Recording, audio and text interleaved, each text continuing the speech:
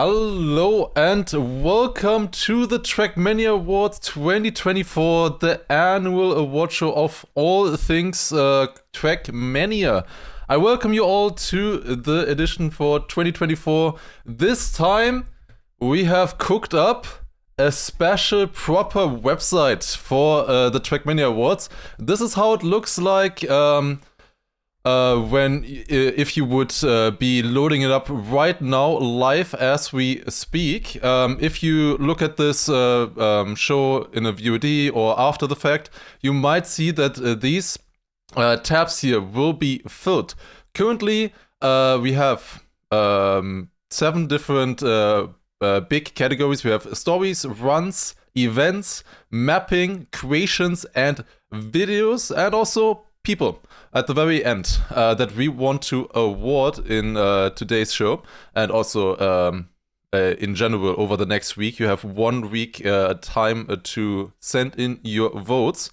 And yeah, at the moment it's empty. That is because during the show now that we will be doing, we will be unlocking them throughout right here on this lovely website. You will see on the stream as we unlock and showcase all of these. It will also load up on your site as well. So once we have gone through the first category and it is finished, we have showcased all of the nominees that we have chosen, you will see them on the website as well, so you can vote alongside. As I said, if you are watching this later, the later date, they will already be shown. But yeah, I am joined by Marius today, who helped a lot, and we basically worked together on this big project. So I would like to say welcome to Marius, who will be my co-host. But yeah, so this is the website. In case, just a quick heads up, if it is a little bit laggy right now, it will eventually load for you guys. As far as I am aware, you just have to load the website once and then it will automatically update for you. If it's a little bit laggy, if it's maybe not working right now, you can check it out again later if it is a little bit more stable. Of course, if a lot of people are using it now for the first time, loading into the website at the same time, it's a little bit difficult maybe. But yeah, that's basically everything. We have the first category that we want to take a look at now for the Trackmania Awards. You have 1 week to vote on these. And the first one that we want to take a look at today is Story of the Year. The biggest stories throughout Trackmania in 2024. And the very first one that we want to take a look at is 11 Trackmania Nations Forever World Records in August. So in general, this is, by the way, we can also see now how the website looks like. We always have these different categories these different nominees. And the first one is the 11 Trackmania Nations Forever World Records in August. You always have a button here as well for details where you can see even more. We always added a description and also a video. In this case, for example, you can see a video by Virtual showcasing all of the new Trackmania records that were set in August.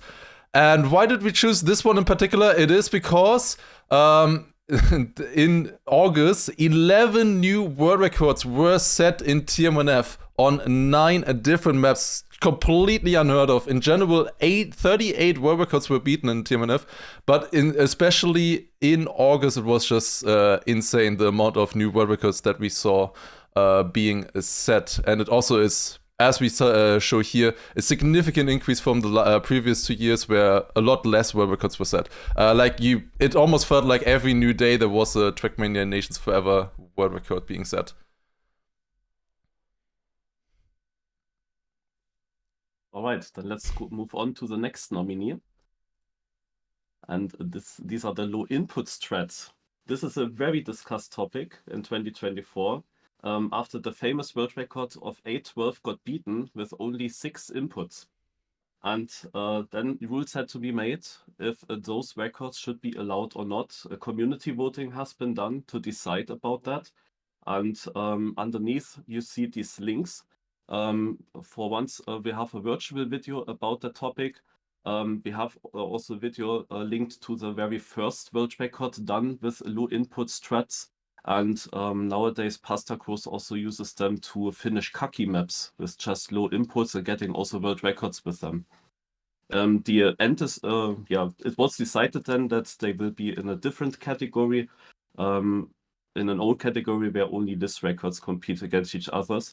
Several reasons were mentioned in Virtual's video as well, why that was the decision in the end. Yeah, we have multiple videos here. If you are more interested in finding stuff out about the different categories and the nominees that we have here, of course, Story in particular is one that is very heavy on the information. Others are a little bit simpler, but if you already, of course, know all of these categories, you can just vote for yourself. If you're interested in finding out more details and more information about it, or if you're just interested in the topic, like the low input threads here, for example, you can always check out the details and see what else we wrote down if you are interested in finding out more about Trackmania and all the events and special moments that happened throughout the year. But yeah, the next one that we have is Trackmania updates. So there have been a lot of Trackmania updates in TM 2020 throughout the year of 2024. A lot of which have been also a bit controversial. We have had the new rally car, the new desert car, which came with new blocks as well. And we also got 2 new modes, particularly the stunt and platform modes that were added. Of course, those being a little bit controversial with how they were built, stunt changing the format, and also platform having a set campaign built for it as well. Both of them did, but especially the platform campaign was quite divisive on its difficulty. But then also at the very end of the year, we had new weekly shorts as well. Weekly shorts came out. And I think basically everybody liked it. So yeah, there have been tons of updates. Actually, 5 different updates or special things that Neo updated throughout the year. Stunt, platform, rally, desert, and weekly shots. Actually, the Royale update was also still in January, at the very beginning of the year. Oh, but we don't mention that one. We better don't mention it. Okay, next one.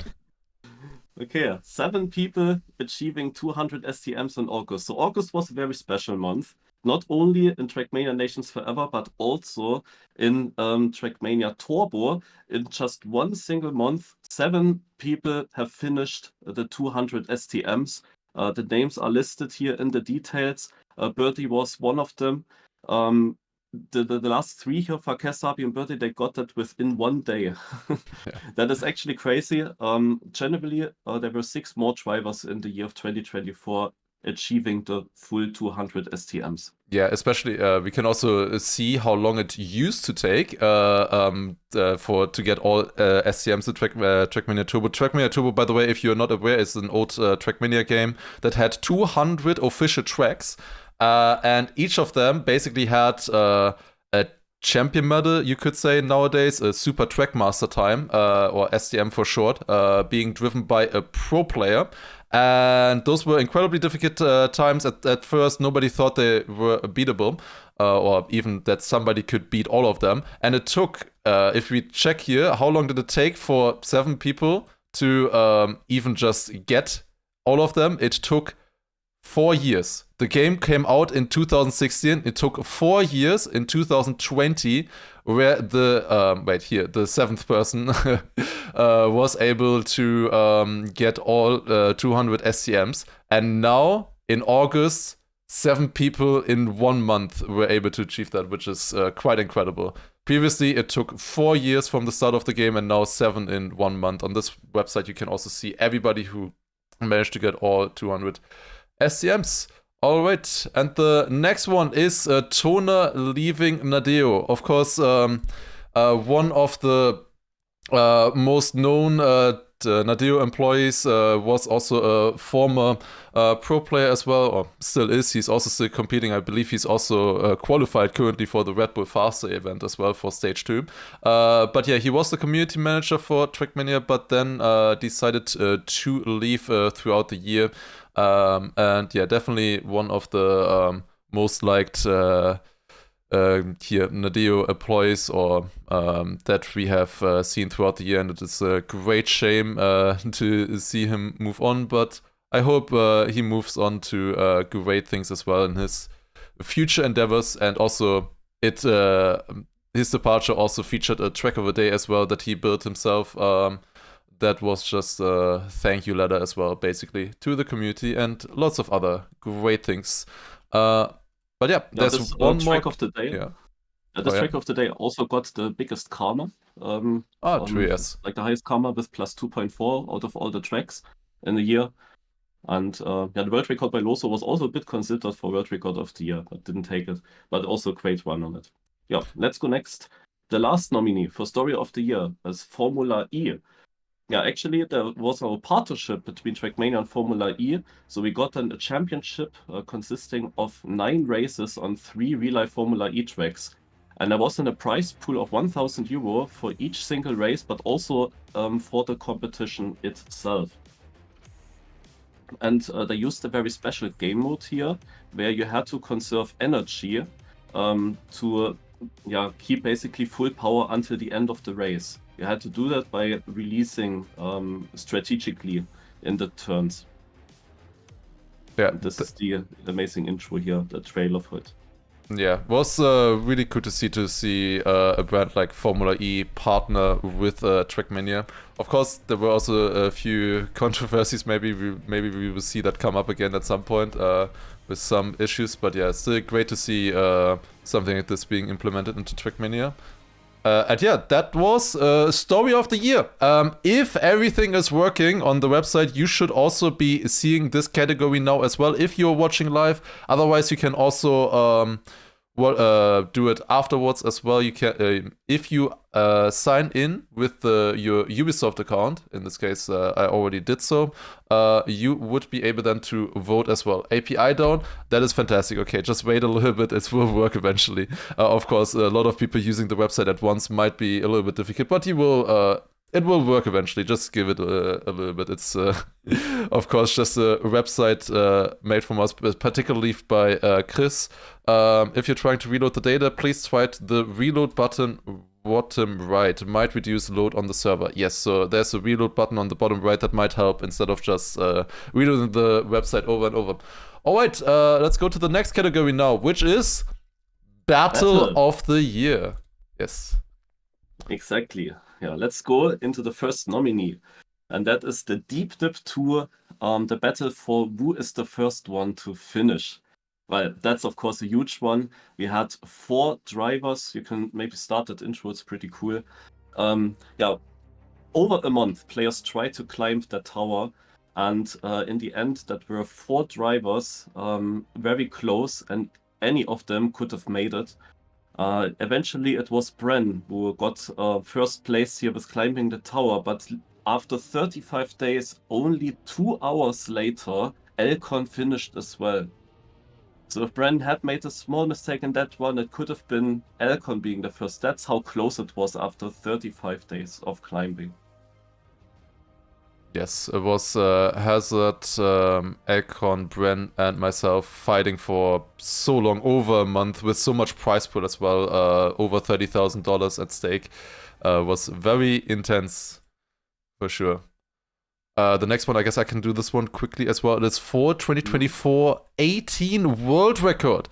If you're aware of this one, you might know why this one is in. This was one track in the fall campaign, the previous campaign in the Nadeo campaign series, and this is the battle basically between Curiosity and its Ryan. The reason why this is in is because they continuously improved each other multiple times throughout the 3 months, and each of them spent over 150 hours. It's not just one person spending 150 hours, both of them did. Over 150 hours on this track alone to get to these two records here. They are within 100 of each other. Incredible stuff, so close. And you see here, Curiosity just barely ahead into the finish. And really sick stuff. And also insane dedication by the two of them. Right, let's move on to the next nominee. This is the Maspus battle. But this nominee kind of includes two battles as well. So there was the Maspus Discovery. In this Discovery event, people basically saw the map at the same time, and whoever is the first one to finish it wins. That went over multiple hours, and in the end, Elcon and Granadi were battling for the win, and they were both at the same time in the finish jump, with Elcon actually getting it. There was then, however, also a hunting event, also with prize money involved. And here, Elcon and Hazard had a huge battle, improving their times multiple times in a row, and getting some really sick records for such a difficult track. Yeah, really close between the two. It was incredible to see them improve throughout the weeks, and basically they were always just a few minutes apart, if at all. Like starting from 2 hours, 1 hour 50, 1 hour 40. They were always so incredibly close to each other. Was a great event for sure. And yeah, 1,000 euro for the world record, and it was also 500 euro for the first finisher as well, which was incredibly close. So we had to include just both of them, because otherwise both of them would have deserved to be here, which is quite incredible. Yeah, do you want to talk about it? I guess I can do. It's the Trackmania All-Stars battle that I played against Scrappy. It is a battle that we came up with that lasted over 1.5 months. We also still have the website here as well, where you can see the final scores. Basically, we always played one style against each other on random maps, 3 hours of time to collect as many author times as possible. And then whoever won that style, so for example on Dirt, Scrappy had 73 author times, I had 77, and then I would get a point for a Dirt. Or for example in RPG, Scrappy got 42 author times, I got 40, and then Scrappy gets the point. And this is like, we play one style a day, and we played until 15 points. It ended up in a 14-14 situation after we played through almost all of the styles. So we went into a tennis mode situation, where we then also tied multiple times until we just ran out of styles. So it ended up in a 16-16 between the both of us.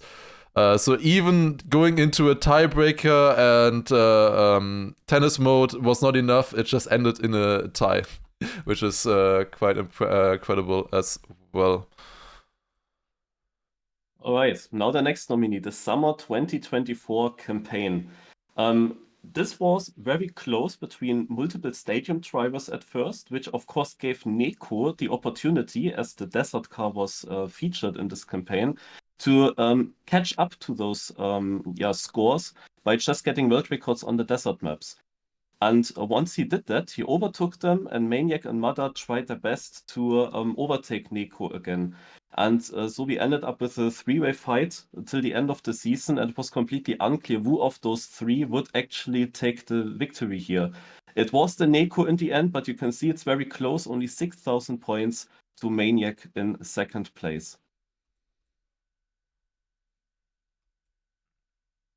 And the last one, I guess I can do this one as well, I guess, because it also includes me. Yeah. It's the World of Tompus world record battle that happened at the start of the year, right before a deep dip. It was basically Mother and myself, and also at one point Bren also joining the fight.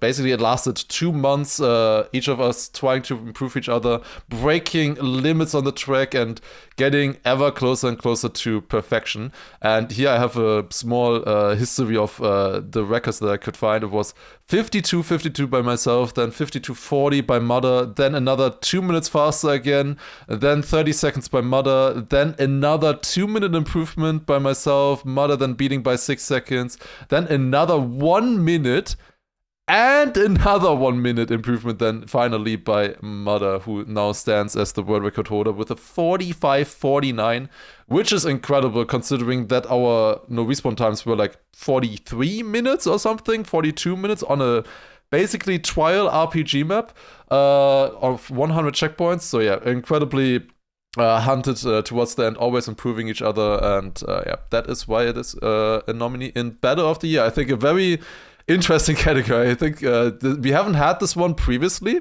because usually you often have like battles in like one cup, or for example, but these are battles that lasted a little bit longer, you know, that were the defining aspect of a competition or track or something like that. So we decided to include it. And now, after Battle of the Year, we have another new category as well. It is Moment of the Year, the defining moments or snapshots into the Trackmania community that happened during the year. And I think the very first one is probably one of the most obvious ones that is going to happen here. It is Brand finishing Deep Dip. Here you go. Brand finishing Deep Dip, being the first finisher after 1 month of trying. Having to reset there one time when he didn't feel like he had enough speed, going around the platform here one last time, and then with enough speed, barely enough speed by the way, he barely clears it. Look at how close that was. And he became the first finisher. GG to Bren, definitely a defining moment of Trackmania 2020 or 20 in 2024. Next one that we have is again, myself, is getting awkward. I myself tying the All-Sides battle in the last try. We showed off the All-Sides battle earlier, and I talked about how it went 14-14 at one stage after over a month of trying. And to give a little bit of backstory to what happened here, this was the last style that I was going to play. It was 14-13. Scrappy was in the lead. I had to win this last side here. It was platform, and I had more gold medals than Scrappy.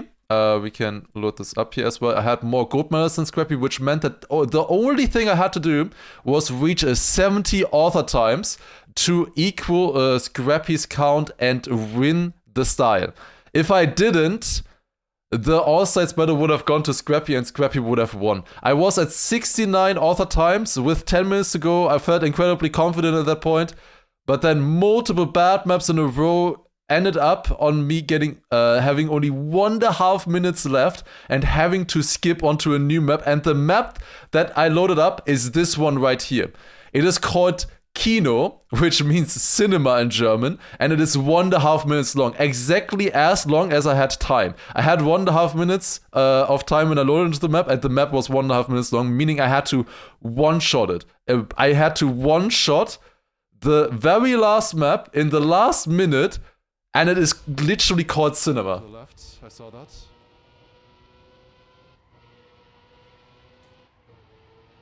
For the pep jump. And one more turn. One more turn! Oh my god, I literally fainted. And we've done it! Oh my god! Yes! With 14 seconds! Yes! Oh my god! Oh my god! I can't believe it! Oh my god, it's the 14-14! And the map literally was called cinema! Oh my god, I'm gonna faint! Oh my god! 3 hours! Yeah, so that was that moment right there. I didn't even know my voice could get that high. But, alright, that was crazy. Okay, the third nominee in Moment of the Year, it is Granadi versus Samifying in the Puzzle Mania semifinal. If you are not aware of how Puzzlemania worked, it worked basically the exact same way as the Twitch rivals that happened recently. You each builds a puzzle map, and you have to compete to drive the fastest solution possible. They were in a very sticky situation because Granadi was on 8 points, and Techie was at 4 points. However, if they added up the points from this event here, Techie being on first place would overtake Granadi. If he's basically going into the last track, if they played 3 maps in the semifinal, going to the last map, all Granadi had to do is not get last and have not Techie being in first. But exactly that happened. That was the only way for Techie to come back, by Techie getting first place and Granadi getting last place. That is how it looked like. But then Granadi had this run at the very end with 20 seconds to go. This could be good. Come on. Yes! Ain't no way. Semi, don't fucking... Granadi overtaking semifying. And with that is in the grand final at this point. Semi, it didn't update. Where's the update? You can see here, Granadi overtakes. Oh my god, we clutched it. Ain't no way we clutched it. Holy fuck, there is no way. Bro, what a fucking fight. Fuck this map. Shorty, the fact that you built this, I'm gonna absolutely snap. Wait, Semi improved? I don't want to be alive anymore. From a caster perspective view, I can say that Sammy had a very good route puzzled, but instead of perfectionizing a time on it, he continued on building other routes, and at the very last minute he decided, okay, couldn't find something, let's just improve on the route that I built. Then he failed already one run that easily would have beaten Granadi. Granadi's run would have never had a chance to be fast enough.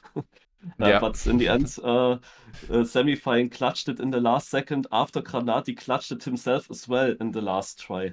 Yeah, and with that, Techie qualifying to the grand final. That was basically the only way for him to qualify, with getting first there and Granadi getting last. All right, then one last moment of the year here, the 4th entry, and it is, of course, Pack qualifying for the World Cup at XP Evo. Let's just show the clip. This was his only chance to still qualify for the World Cup. There was one spot left, and it was between New Prime and Pack. Yeah. He had to be the best non-qualified player in the XP Evo event. Epos was already qualified to the final. At the moment, New Prime is fighting for a spot. It took 2 chances, 2 opportunities for Epos to book his and it's a 1v1. Now it's Pack versus New Prime. This is it. This is a 1v1 that sends someone to Paris in 2 weeks' time. And at the moment, New Prime has the advantage. The gap is a 10th, 2 tenths down to Pack, and they're running out of track. Pack is running out of time. He's running out of opportunities as New Prime has 1 hill left to conquer, 1 hole left to jump through. It's Pack. He's through on the uphill dirt. It's Pack to the finish line. It's Pack going to Paris. And with that, the joy, jubilation, There you go. That is Pack qualifying for the World Cup at XP Evo. Great moment there. Is immediately hugging with Epos as well right after. One thing that I can also say already right now that I saw in the chat. Of course, there are more moments that have happened in the year, like let's say for example, Carl Jr. winning World Cup, but those you will find in other categories where they fit properly. We want to avoid having multiple entries with the same one, or where the same entry is shown multiple times. So we try to limit them for one category if possible, unless it was just that impactful. So especially with stuff like Deep Dip or World Cup and stuff, they would be eligible for multiple categories, but we try to balance them out so that they are in designated categories where they fit the best. And all right, that was moment of the year. If everything works, you should be able to vote for it now as well on the website. The next category that we want to take a look at is achievement of the year. And let's take a look at the first one. Yeah, the first achievement is Hendo, who achieved 10 Cup of the Day victories in a row, including reruns. With that, he also got his very first real Cup of the Day victory. Most of his wins were, of course, in the Cup of the Night, but as you see in the bottom, Cerisa is the track where he won his very first Cup of the Day, and then he also made the triple on that map, winning also Cup of the Night and Cup of the Morning. But it didn't stop there. He also got first place on multiple following Cup of the Nights and also won another Cup of the Day.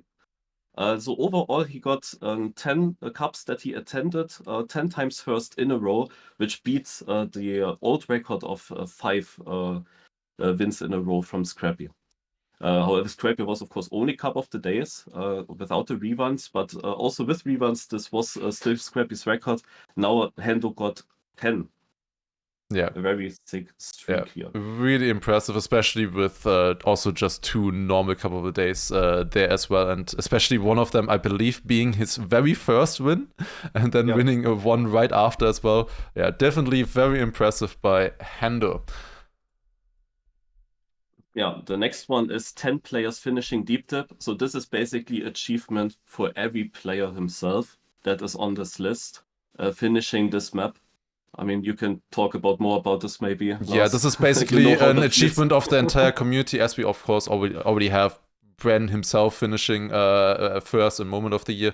I felt that in achievement of the year, or we felt in achievement of the year, it makes more sense to just basically nominate the entire community of what we achieved with Deep Dip. 26,000 people tried to beat this tower.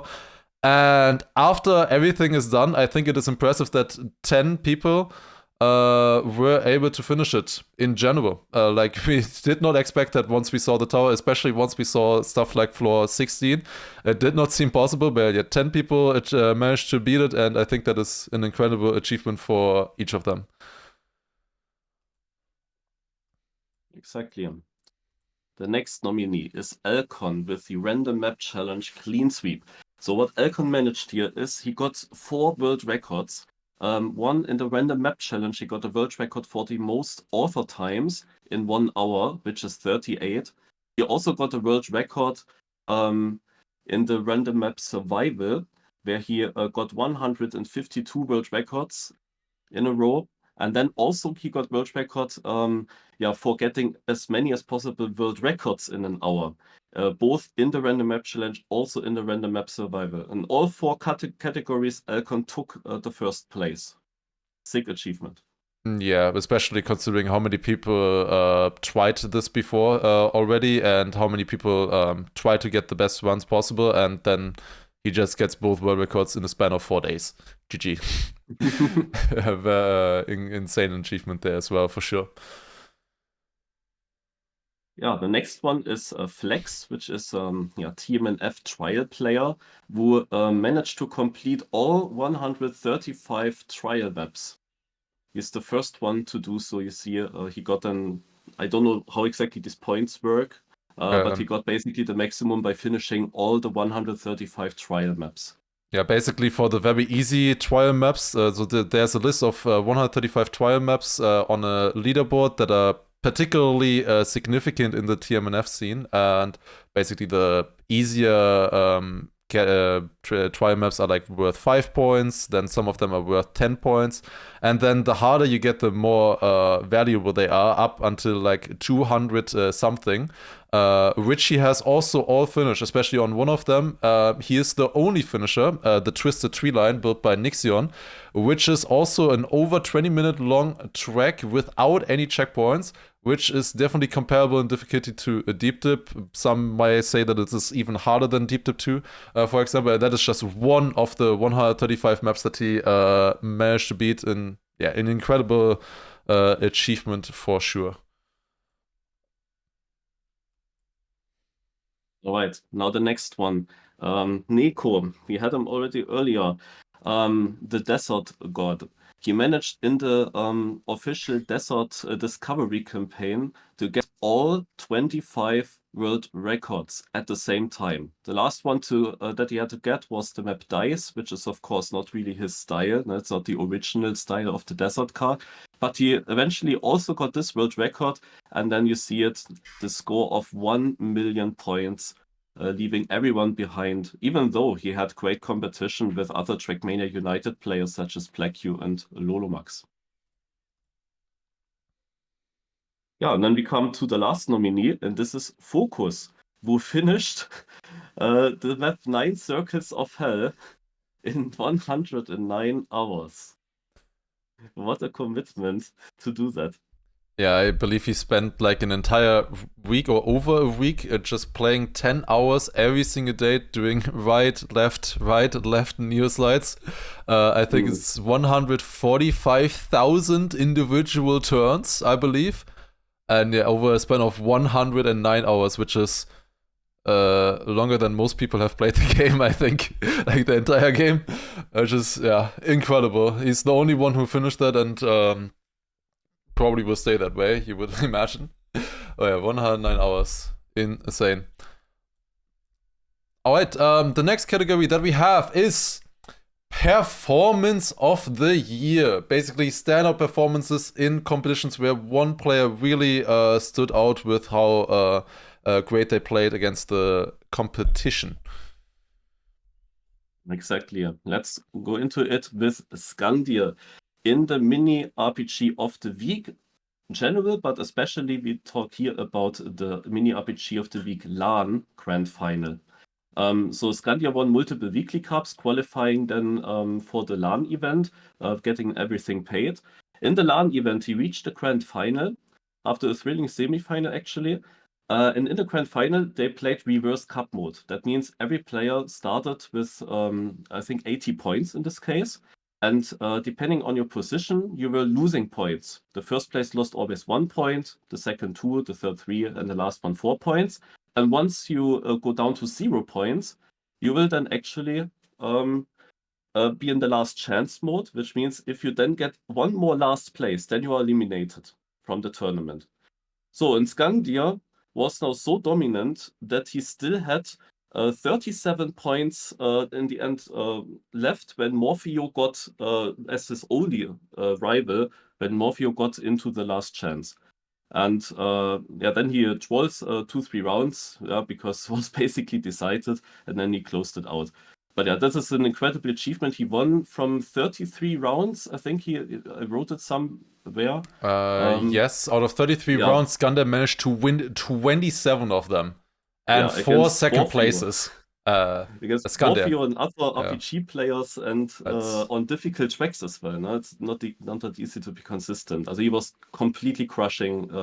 And this is not the only time he does that. There are also season finals of the mini RPG of the week, also with the reverse cup, but he's always mega far ahead. Yeah, that was also on a LAN as well, which is also incredible to be that good there. And the next nominee is Epos in the Beacon World League. Basically, 2 things about it. Also, first of all, his general performance and also his grand final, which you see here. This is the moment when it's only himself and Massa left. Also, here is reverse cup mode played. And Epos still sits at 57 points, while the others, Kanati, Visi, are already eliminated, and Massa is in his last chance. Epos was far ahead of the others. And there was also a very specific match that was mentioned in our Trackmania Awards Discord channel, where Epos got a very good performance score in a match against Stufz, Kanati, and Naiko. Yeah. And he managed like a score of 98 point something, which kind of means that he got close to world record and without fails in every single round throughout the whole match. Yeah, the pace that he showed in this competition is just incredible. He was just outmatching everybody on the field. He did so well. Also here in the grand final, you can see it's reverse cup mode, and he has 57 points left, and Massa is already in the last chance. It's what an incredible performance by Epos during the Beacon World League, and also against very strong opponents as well. Yeah, the next one is Yannex in Puzzlemania. So we saw already earlier some clips. 4 players managed to qualify into the grand final, that being Yannex, Virtual, Spam, and Techie. And Yannex qualified himself also very dominantly in the semi-final. He won the first 2 maps in the semi and he was already through. And in the grand final, he just also won all 3 maps. And he got basically the biggest amount of lead that you can almost have. Like with 15 points in the end, while second place ended up with 7 points, if I'm not mistaken. And Techie and Spam, they're also on 3 points. Or Yeah, they 6 points now when they finish. Yeah, when they got it gets updated. 6 and 5. Yeah. It's But yeah, this is the end result. Yannex with 15, Virtual 7, then 6 for Techie, 5 for Spam. And he just puzzled the best and got a good run on at each track and won all 3 maps. Very dominant. Yeah. Incredible performance there by Yannex. Like, he was doing so well, finding almost always one of the best solutions possible on the tracks. The next thing is Carl Jr. in the World Cup. Now, the most obvious nominee ever. Yeah. Also here I have to say we had actually multiple grand finals with some really sick performances by other players. For example, Tween in the Gamers Assembly, Granadi in the Big LAN race. They had similar lead, but it is of course not comparable to the World Cup grand final. And where you play against the very best players here in the game. And Carl Jr. managed to be in finalist mode when the others were just crossing the 100 points mark. This is now one run that he didn't win, where he got second or third, but in the second finalist attempt, he closed it out, while the others were at 108 points. And this is, of course, extremely dominant, and it gave him the 6th World Championship title.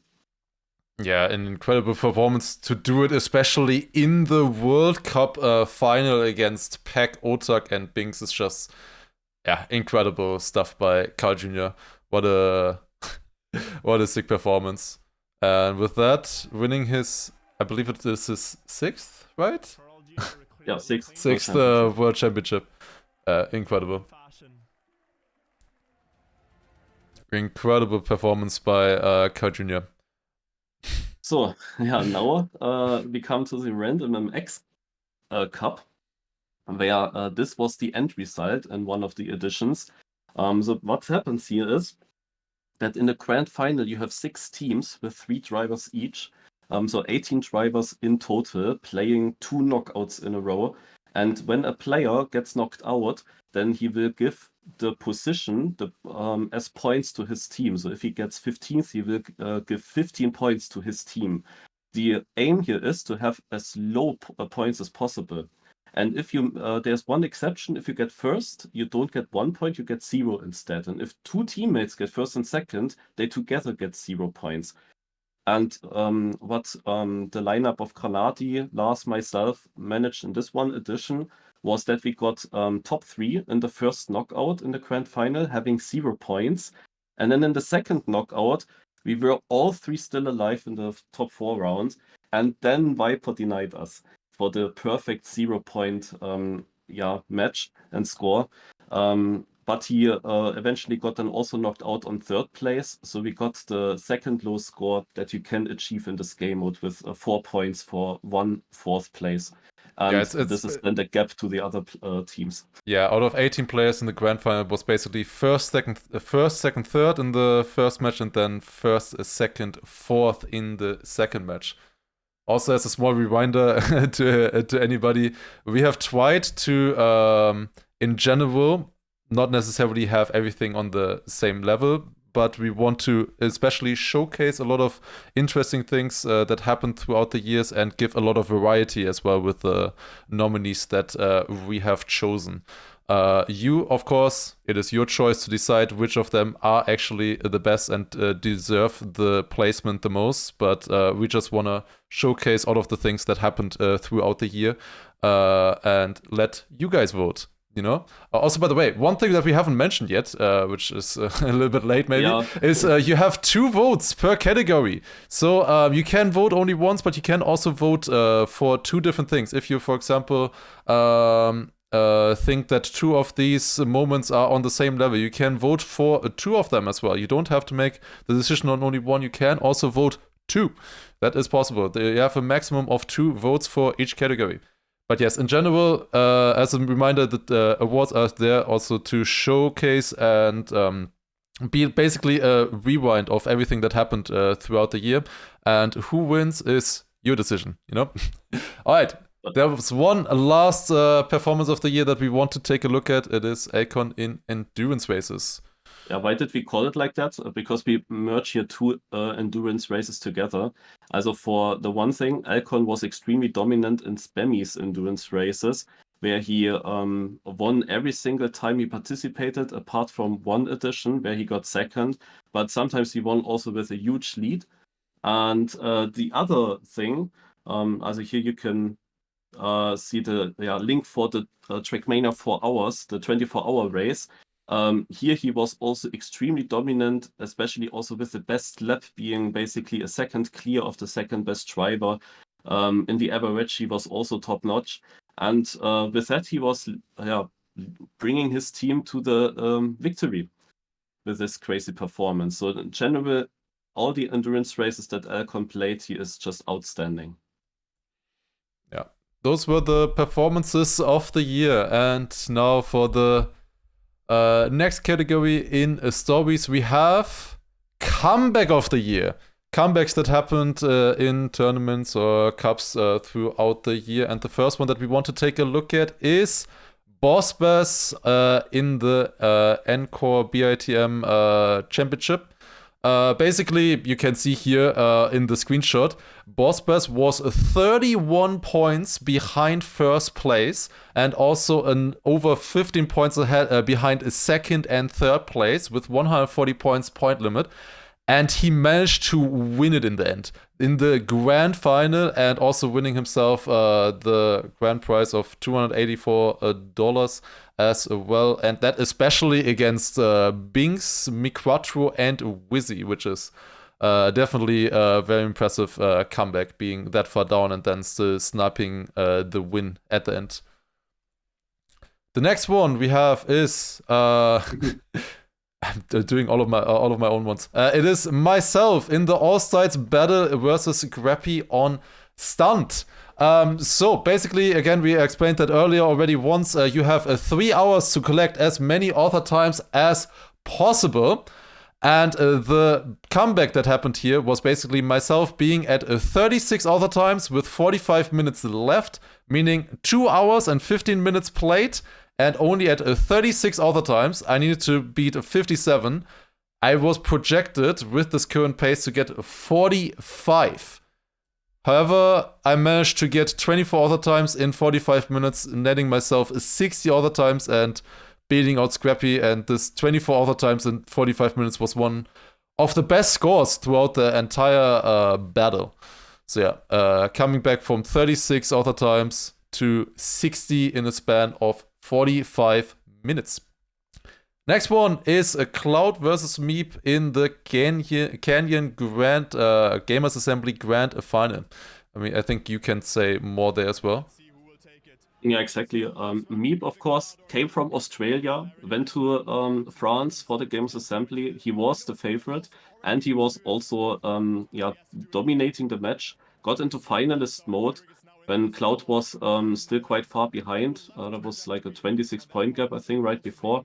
And then, however, Cloud managed to overtake Meep, sniper multiple times at the finish, get the round wins in, and reach the double finalist, where he also has beaten Meep in that final round. You can see this round right here. It's very close also with Ender. But yeah, Cloud was very strong on that track and got the victory after being quite a lot of points down to Meep, who was dominating so far in this match. Yeah, Cloud winning Gamers Assembly versus Meep.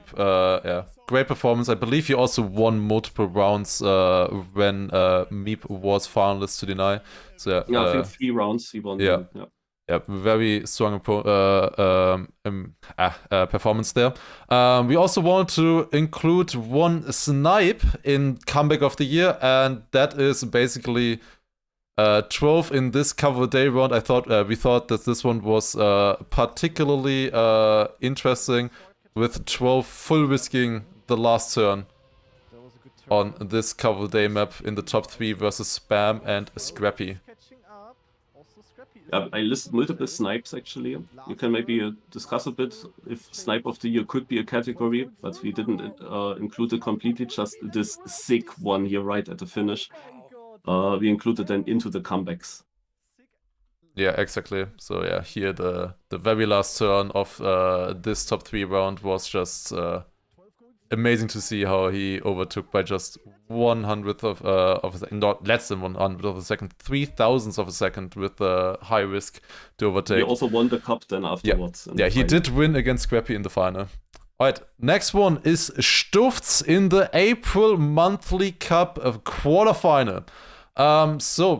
This was the April Monthly Cup quarterfinal. They played until 100 points cup mode, and you can see right here that Stufts was on 75 points. This is the only footage that exists of this quarterfinal, by the way. Sadly, there was no cast of it or no point of view. The only footage that exists is Granadi watching it in his browser. Unlucky. But yeah, the Stufts was at 75 points and the others were at 95, 96, and 96. And then he went on to, in this first one, when they were getting finalists, got a second place. In the next round they played, you can see here Stufts winning with a new best time of a point in 92, denying Massa, who was in finalists at that point. Then the next round here, we just jump into it here again. Again, Stufts winning against Gwen, Massa, and Paco, making it a quadruple finalist with 2 wins in a row. And then in the final round here as well that they played on this track, coming around the last turns, Massa currently on 4th place, and it's a really strong round here with quadruple finalists, and it is Stufts winning it yet again. 3 rounds in a row and 1 second place before coming back from 20 points behind all 3 other players on last place and winning it. GG. And then we also have Marius89 versus Virtual in the very nice Time Cup. I had to do mine myself multiple times, now you have to. Okay. Yeah. Here you see, first of all, a snipe that was the start of the comeback. Then Virtual is in finalist mode there. Yeah. So and there's so what happens here is a very nice time cup. You only get 1 point if you win the round. Only the winner gets a point, and you win by being the first one to get 8 wins, so 8 points. Virtual is at 7, so that he's finalist, and I was at 4. And then I won 4 rounds in a row, including this one snipe, and then we moved to the next map, which was also a map heavily good for Virtual, where he scored multiple wins in the first map rotation. It included a card, a difficult one that I just hit then, and from 4 to 7 I got up to 8 to 7. There you go. That was a comeback of the year. All right, and the final category in the very extensive stories category or over category or main category is Match of the Year. Match of the Year, we have 6 matches here that particularly stood out, that were incredible to watch throughout the year. And the first one is the Canyon SCL final, which you can also explain, I think, the best. Yeah, exactly. It was in the very beginning of the year. So 2 teams strive against each other. The first strive a 1v1, a 2v2, and then 2 3v3s.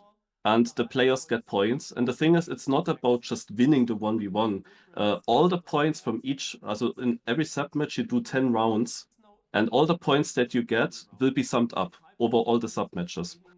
And we have here the 2 Hype Boys teams, black and white, against each other. And on each single submatch, it remained extremely close. And at the end, it was only 2 points between the 2 teams. It was completely open who might take it, even though they played 40 rounds, and it could have been easily decided much earlier. But until the last round, nothing was decided. this is here the final round, and then we can maybe shortly show how the ending points were, so that you can see that 2 points is actually minimal. Are they in the VOD? Because I believe we did not add that yet to the website. We will add that exactly. right after. But I believe both of the teams managed to get over 300 points in this match, and in the end it is decided by 2. Just 2, which is just like basically one position in one single round of 40 that they played. So one change and it would have been already equal in points. I think it was something like 326 to 324 also. Now, the next one, the April Monthly Cup Grand Final. So this was the very first World Tour Monthly Cup.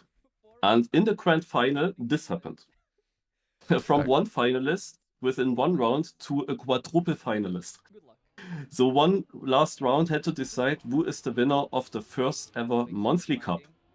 And it was also a close round. You're not having the best momentum so far, but still close in the running.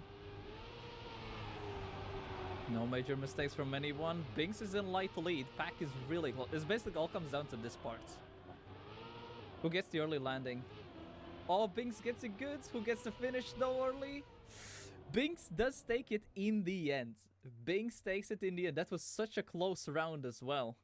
And Binks is the winner for the April Monthly Cup in the end. Yeah, Binks having winning a it grand final with quadruple finalist, that makes it into match of the year. Especially with such a close quadruple finalist round. Yeah, now comes another interesting match. Look at the points. 112, 111, and the other 2 players at 70. That was the standing, with 120 points being the point limit. So Effie and Pack are basically through, you would say. Yeah. But no, they weren't. That's simple. When they got finalists, first of all, it was Stufts winning a lot of rounds and denying the 2 finalists. With the next map switch, Tween started winning a lot of rounds, and both Pack and Effie were just not able to get through. And we were actually going into almost a quadruple finalist situation after Tween won multiple rounds on this track. But in the last round before it would have been a quadruple finalist, Pack actually did qualify. And in here another one with Tween denying so many rounds in a row, denying Stufts now now you at see 118 and Tween as well, both on 118 points. And they were so far down before, like 30, 40 points or something it was. That was maybe you can show incredible. the end now of this round, because this would have been the quadruple finalist if Tween did win this round as well. Yeah, and at this point he was ahead of Pack. It would have been the quadruple, but somehow Pack overtakes by 8,000ths of a second. Yeah, and finally, after the map change, and now of course Tween and Stufts also finalist, Effie actually also got through. Yeah, so Effie also. Pack and Effie made it extremely exciting in this match. It was almost the sickest comeback ever, but just almost. Yeah, just almost, but definitely one of the matches of the year. And also another very obvious inclusion here as well. The XP Evo Grand Final, of course, between Appos, Pack, Binks, and New Prime, which was really exciting. You see here just how close it is. 7 points separating the 4 players.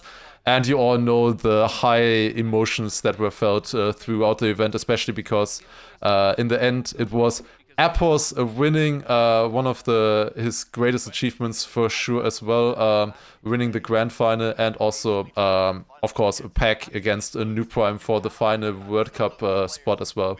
Was very, very exciting stuff in the XP Evo final. Next one we have is the LSC final. Yeah, the Loading Solo Championship. So they played actually 6 lepers. The good old 6 lepers were back, but without identities. And Epos and Vosal were both very close in points. And whoever gets first here is the winner of the whole competition. There was also quite some prize money. Yeah, this round here decides the entire competition. After 4 minutes of driving. They already did multiple races, and now this is the last lap of this 6 laps race. And just look how cinema this match ends. Attention, Wozil qui revient petit à petit peut-être sur ses dernières transitions. No way. Oh mon dieu, Wozil. The snipe of the century. Wozil, we were also unsure if we put it in match of the year or in comeback because of that snipe. But yeah, this is incredible. In the very last meters, Wozil takes the victory on this map, and with that also the victory in the whole competition. Yeah, and this again after 4 minutes of driving, which is just incredible. Yeah. And then another one that was very obvious where we forgot to put the picture in. We would do that after. This was the one category that we didn't get to. It is the 24-hour race. Basically, wait, I had that open earlier, didn't I? Yes. Wait. No, I prepared for this. Okay, here you go. It was the Ridiculous Six versus a Todd across the 24 hours that were fighting against each other. Of course, the 24-hour race, you drive one track for 24 hours, and it's basically about collecting checkpoints as much as possible. And after 24 hours of driving, 24 hours, the difference was only 3 checkpoints. 15,550 versus 15,547. The difference being basically like 15 seconds at most, which is just incredible. Incredible how close it was. Even just the other teams were also close, but especially the fight between Ridiculous Six and Todd is incredible. And also, of course, the two teams had some of the fastest drivers here. I mean, you can just take a look at all of their names here. It's they were driving incredibly well, and yeah, sick match throughout the entire 24 hours. And with that, we are done with stories of the year, and now we're going into a very fun category, I think, which is runs. And we're starting off with Trackmania 2020 World Record of the Year. And the very first one that we want to take a look at is Spring 2024 20 by Alcon. If you watch the video, you might know why this one is in here. This was driven after just 10 days of the campaign being released, and Alcon at that point was half a second in the lead of everybody else. It stood as the world record as well throughout the entire 3 months. But yeah, Alcon so far ahead of everybody else on this track. Half a second lead, and in the end, I believe after the 3 months, people got a little bit closer on the last few days, but it was still 2/10 ahead of second place. And it was driven after just 10 days. Yeah, and I think he already in the first day he got a time that nobody was beating. Yeah, he's driving. You see his old world record here. Nobody beat his old world record either, and then he just improved it. Yeah, insane stuff by Alcon on this track. He just knows stuff about Redwood that other people don't somehow. Next one is Summer 2023 18. You might be wondering, why is a 2023 track in here? It is by Lodgepole, and it's one that before researching for this, I was also not aware of. But if you take a look at the run, I think you will know why we included this one. Here you go. Yeah, this is the very first run with Liz, with low input strats used. He found something for the beginning here, which grants him a sick bug slide. And another one here through the cacti as well. Yeah, and once he then kept a lot of speed to the ending and then really improved it massively. Like the world record from back in the days from the campaign is a lot slower now. Yeah, he is half a second ahead of a second place, who is himself, by the way. He improved his own world record by half a second. And this was done after, like 1 year after this campaign was released. Incredible stuff that they were able to find this. Next one is Fall 2024 19 by Maniac, the NASCAR map of the previous campaign. And what a beautiful run this is. They were fighting for a long time, especially Maniac against Dopamine. I also know that Dexter was hunting it a lot, and they were nearing the limits for so long. The record stood by Dopamine for a very long time. But then Maniac got this run over a 10th faster than second place, and on this track in particular, that is very impressive. Yeah, it was a long fight between two NASCAR players from Team LF, Dopamine and Devil.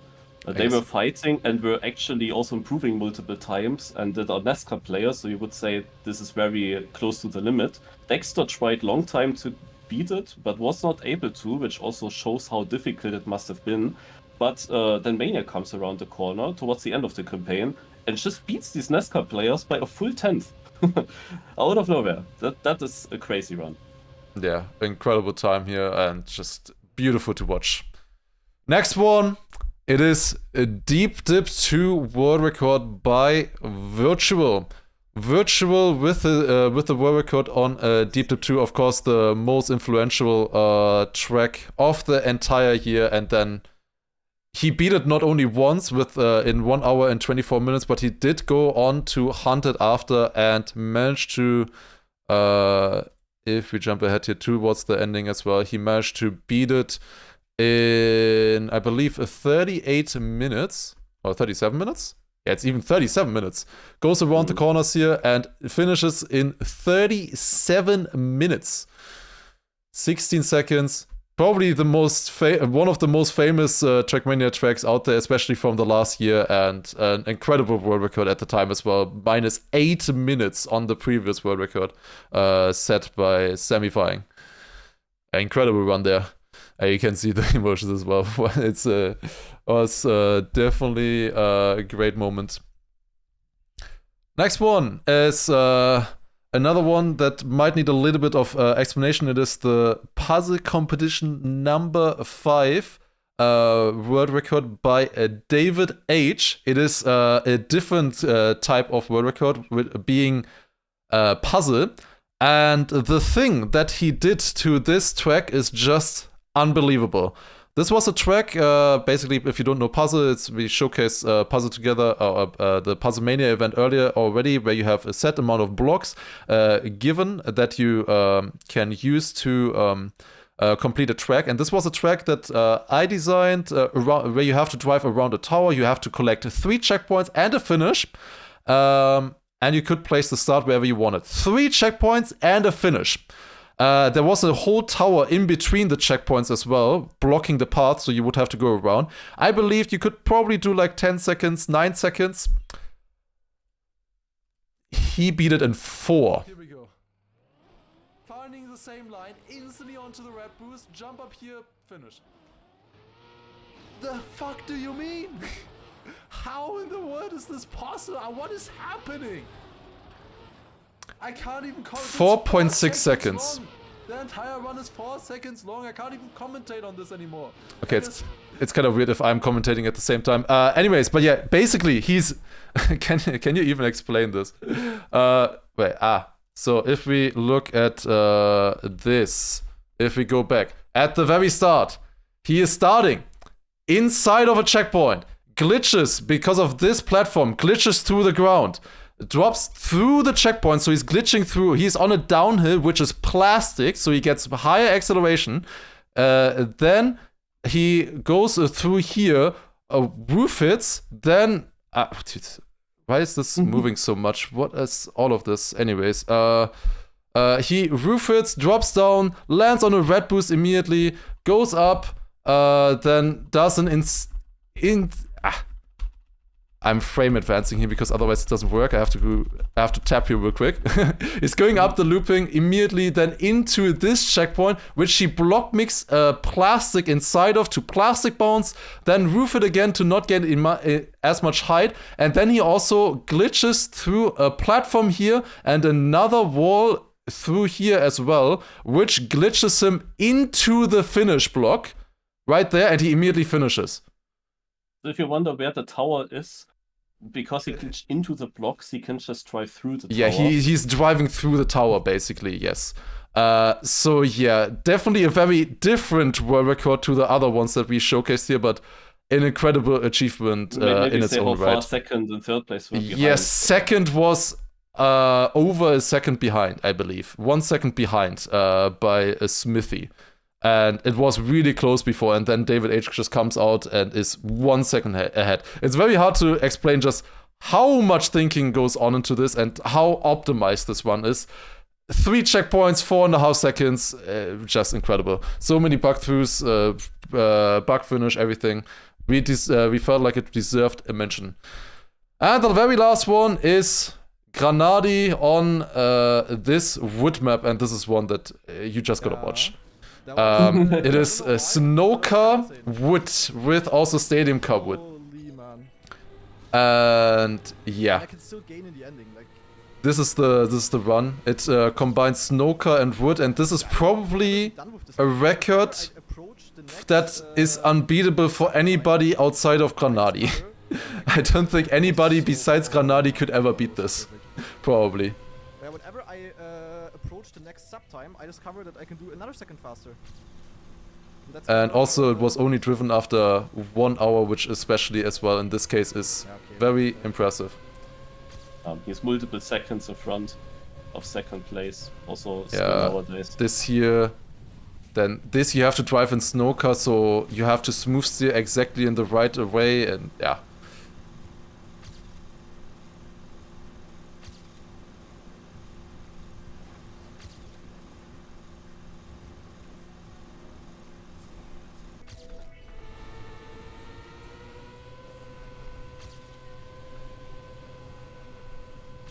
Holy shit! Bruder!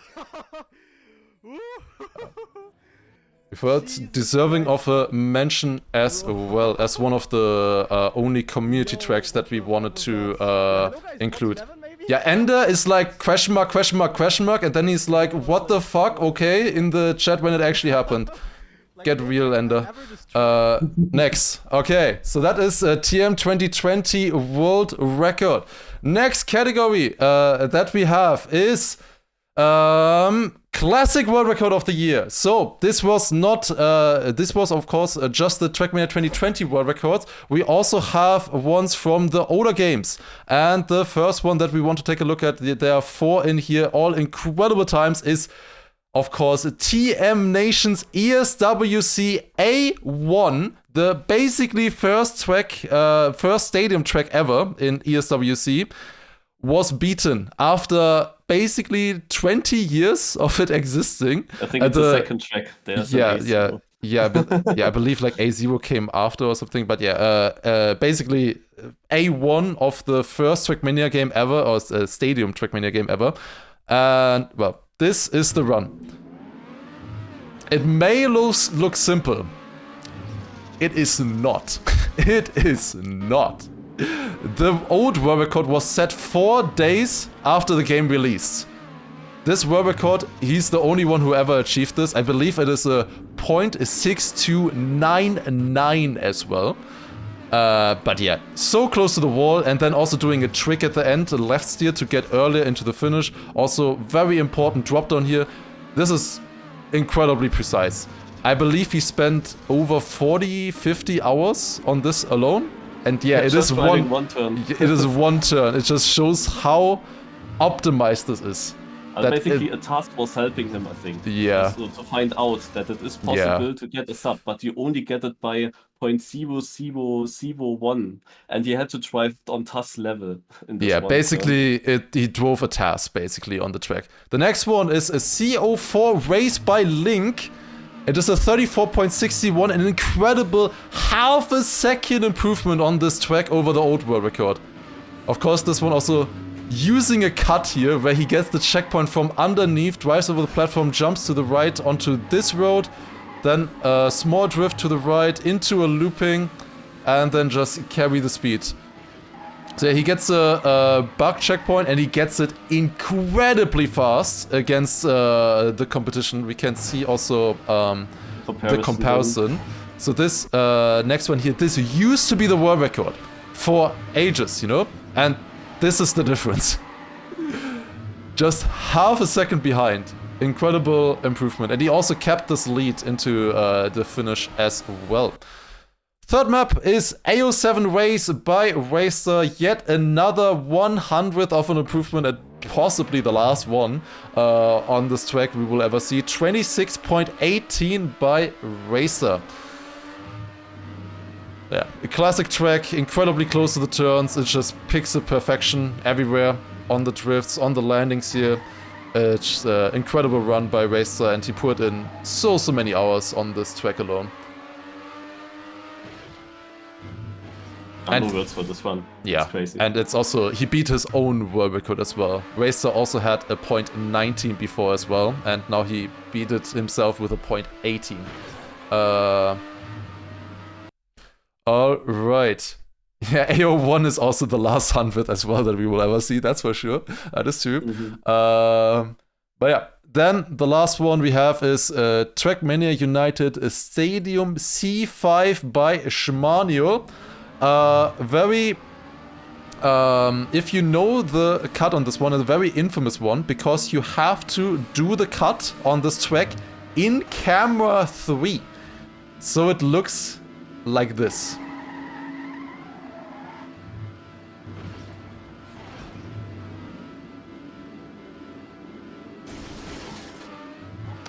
Lands in a backslide warbang, then do the last turns. You have to do them in cam 3 now as well. And then go into the finish. Yeah, we can also, I believe they also added a showcase here with normal camera. So this is how the cut actually looks like if you didn't have camera 3. A one tire dock slide and hitting with the back of the car the wall and not losing a lot of speed. You can see in the comparison why he has actually such a big lead now. Yeah, I think it's like 7/10 faster than the old world record, I believe. This one. I think he just the exit speeds here. Yeah, this turn. Yeah, incredible. You can see here the difference, half a second there, and then even more into the finish. So yeah, that was a TMU Stadium C5 by Schmanuel and the classic world records of the year. All right, next one is cut of the year. Cut of the year, we want to take a look at. There were so many potential tracks for this. And some incredible cuts as well. The first one being Winter 2024 20 by, in this case, the world record by Virtual. This, of course, a campaign map, very memorable with multiple cuts in the on this track. Almost feeling like they were intended with how much you can actually save on this one. I believe almost everybody used these cuts. And yeah, dropping down there into a 360, ice landing, ice slide out of it, and that is the cut world record by Virtual. Next one is Spring 2024-08 by Rattlery. About this one, we want to mention that this used a bug that has since been fixed, but we decided to include it anyways because of just how insane it was that this was even possible. This is the cut. So he's using a bug to get a bugged state here into that gate and then do this. It just yeets, roof hits, keeps all of the speed and... So we included it because it is crazy that this could actually be used in the official campaign to your advantage. Techie also used it in a podium version of a campaign map to eat there. And there was also a press forward map that built with this trick. But yeah, this is of course crazy that you could do that right here. Yeah, and also then keeping so much speed way faster than the original map. Of course, as we said, it has since been fixed and it is not used in the current world record anymore, but definitely worth a showcase. Anyways, next one, Summer 2024-07 by Corny. A cut that might have been a little bit forgotten, but because he was also the only one able to do it. It is this track right here. You start off with plastic and ice, and there is now one wide turn that you have to do.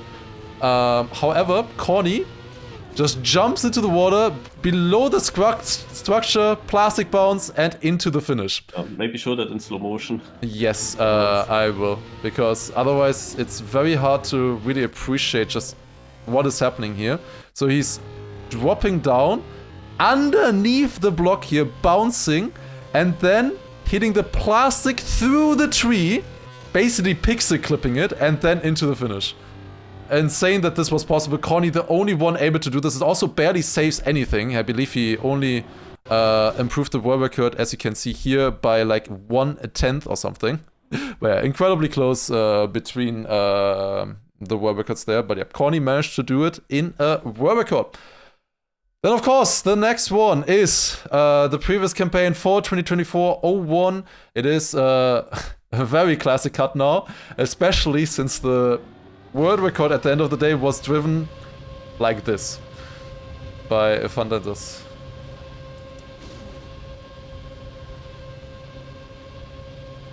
So yeah, sets up for the right turn here in a bug slide. Then on the platform here, yeets to the other side.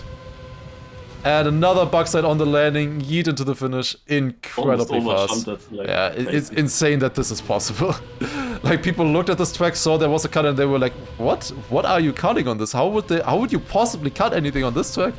Well, insane. How much speed he carries, or you're able to carry through here. Yeah, incredible world record there, and also a cut that was actually done by quite a lot of people. Another cut world record now as well from the same campaign.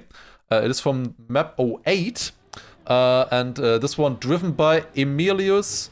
It is, of course, a Yuabug world record. I believe the first one on a campaign that we've had in TM 2020. Yeah, sets up for the jump now here, bug slides through the checkpoint and yeet into the finish. The finishes are, to be honest, very nicely placed there for the cut. Normally you would have to do a looping and then fly slowly back into the finish. I think this saves about 2 seconds to yeet like this into the finish. Incredible stuff. Then we have 3 more non-campaign cuts that we wanted to include. The first one is a track of the day, Roller Coaster Beach, driven by Corny. This is the reactor cut now, the one in our collection. And he has a huge lead to the second place. It was also a bit considered for world record of the year.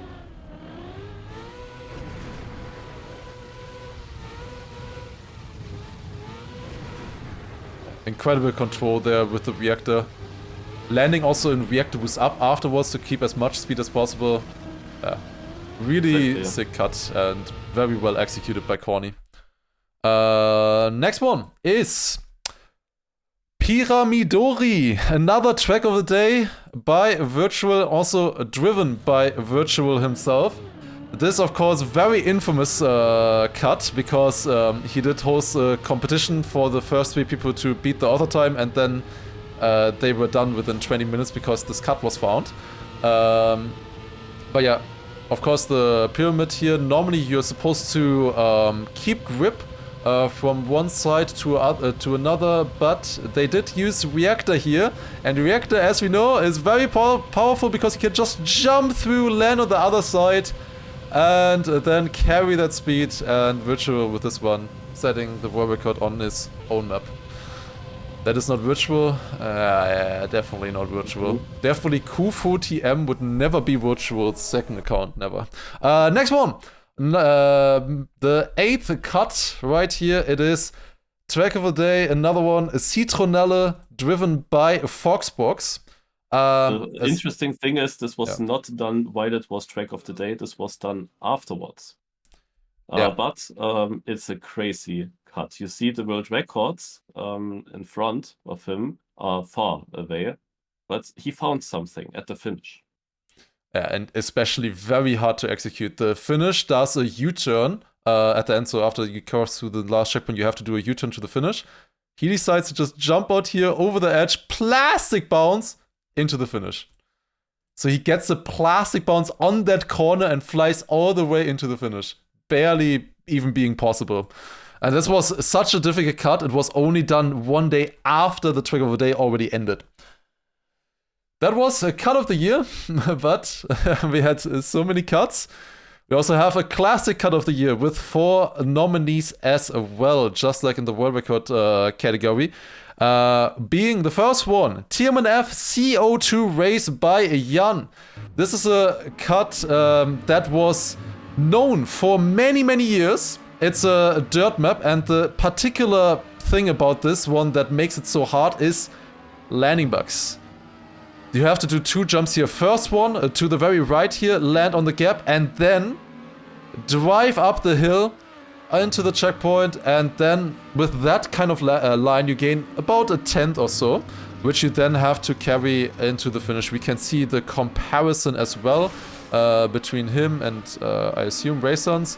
So he jumps out to the right, with that gets a little bit of a better landing, and also now jumps lower onto the road, and with that just barely overtakes with the added speed.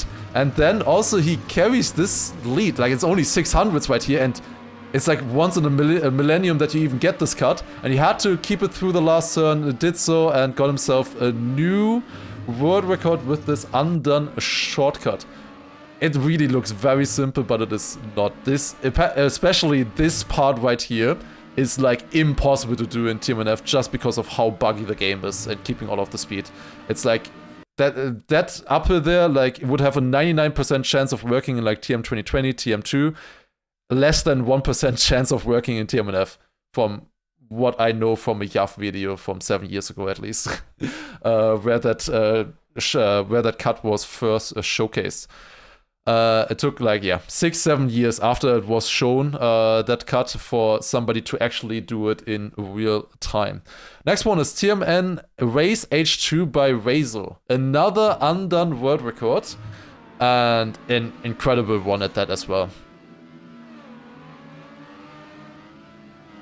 Yeah, a new line found basically here, how to collect these checkpoints, but it required some interesting things towards the end of the run. You will see. First of all, he does an overwall to collect this checkpoint early on, and now he jumps back to the road where he has been.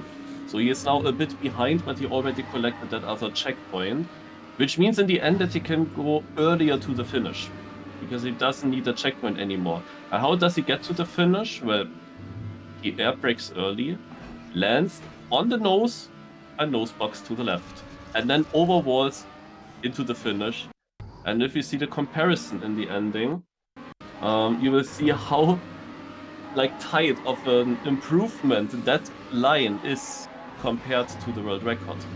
Yeah, here we can see the normal line, world record by a demon. You see, of course, he's driving a different checkpoint order. At this point, he is 8/10 behind the new world record set by Razor. He's jumping here, gets a normal landing.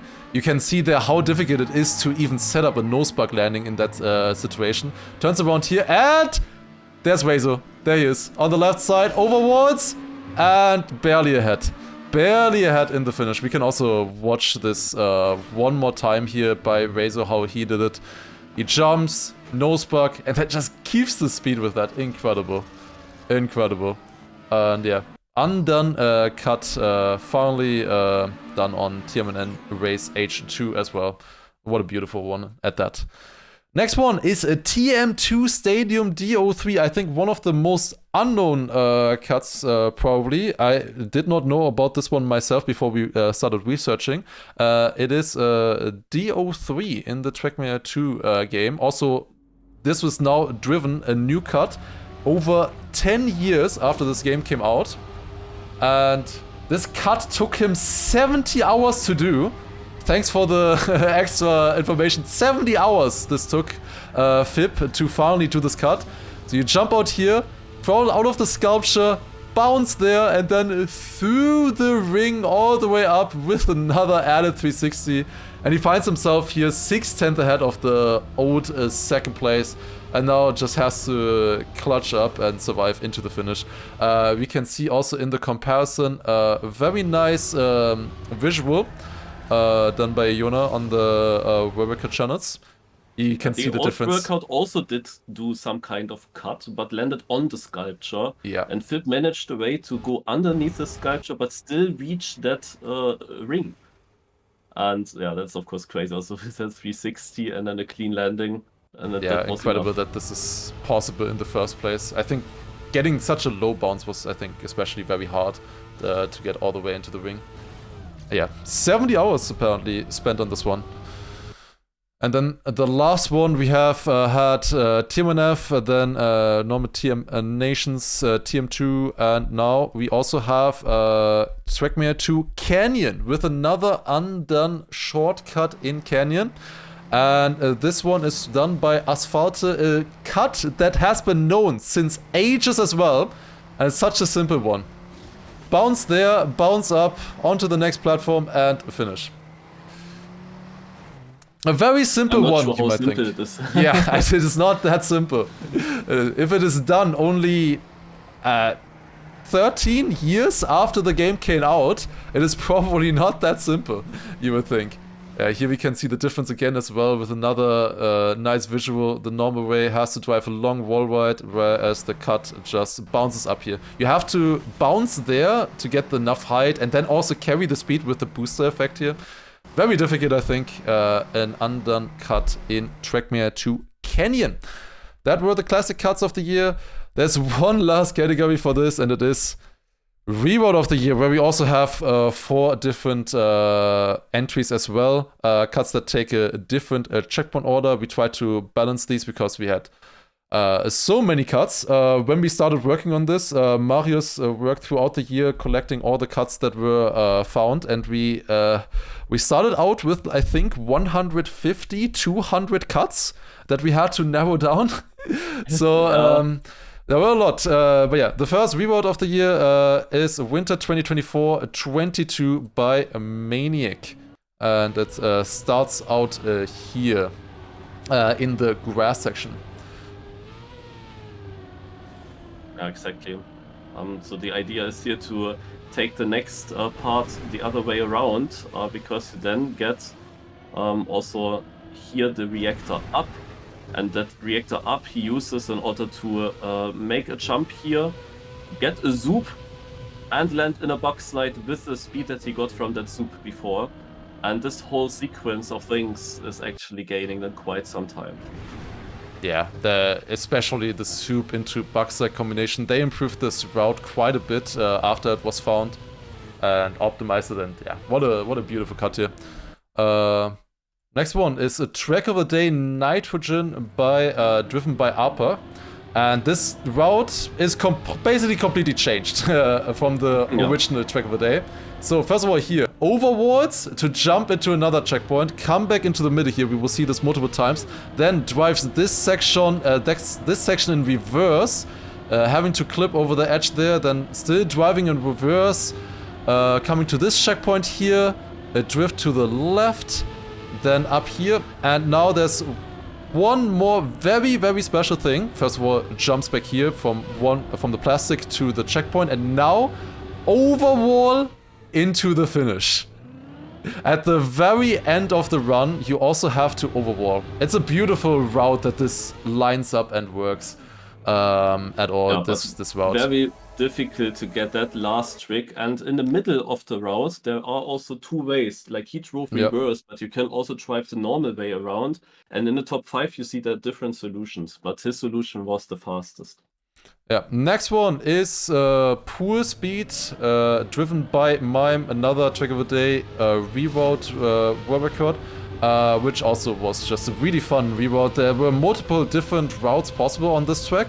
Of course, we had to include a full speed track. There were quite a few full speed Track of the Day cuts. But yeah, jumps in there with a checkpoint, bouncing across, then dropping down there onto Red Boost, which is very important to keep the speed. Then jump up here into the checkpoint through the triangle. Standing respawn, using the standing respawn to get insane speed immediately.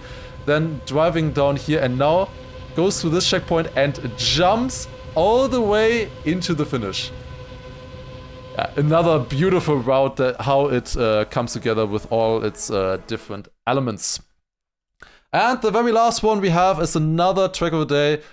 It is Magnesium, driven by Paco, and on this one it is incredibly satisfying to see the difference of the records. You see Paco here is in the lead.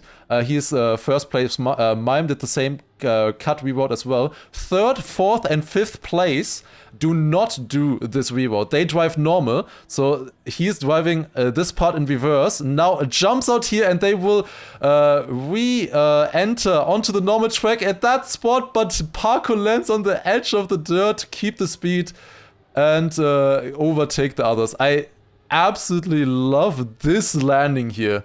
This landing to keep the speed and overtake the others. And it's just incredible how close this was. 500s in the end between the first and second, and a bit over a 10th in front of the non-cutters. Alright, finally the last nominee, the last category in runs, which was a very long category as well. The next ones will be a little bit shorter. It is Task of the Year, tool-assisted speedruns. And there are some incredible tasks that have come out throughout this year. And the first one is AO1 Race Mid-Road Bug by Yosh. Gaining 200ths of a second on the old task. And yeah, coming up with a completely new solution to this track. Gets a mid-road bug there, gets the car unstable, and has to release less to get more speed into the downhill. Beating the old task world record by 200ths of a second. Yeah, that is the run right here. Gets a bug right there, dropping down and landing in the downhill. The next one is AO6 Obstacle with a Uber bug. This is another track that was theorized for a long time. This Uber bug idea is basically as old as time, but it was finally, for the first time, proven possible in 2024 in this video showcased by Igentool. He gets a lot of speed here at the start with the flip, especially on that bug there, on the ramp sign. He keeps a lot of speed, and then Uber bug into nose bug combination, flip into the finish, and there you go. What a beautiful cut this is. Very well optimized as well. Yeah, definitely viable. But I think they got more speed on that edge there on the landing, and that enabled them to do a Uber bug because they had like 8 more speed than normal. Because otherwise a Uber bug would not have been possible. Yeah, what a beautiful run. Next one is DO7 Race, utilizing a nose boost, done in collaboration of a lot of people.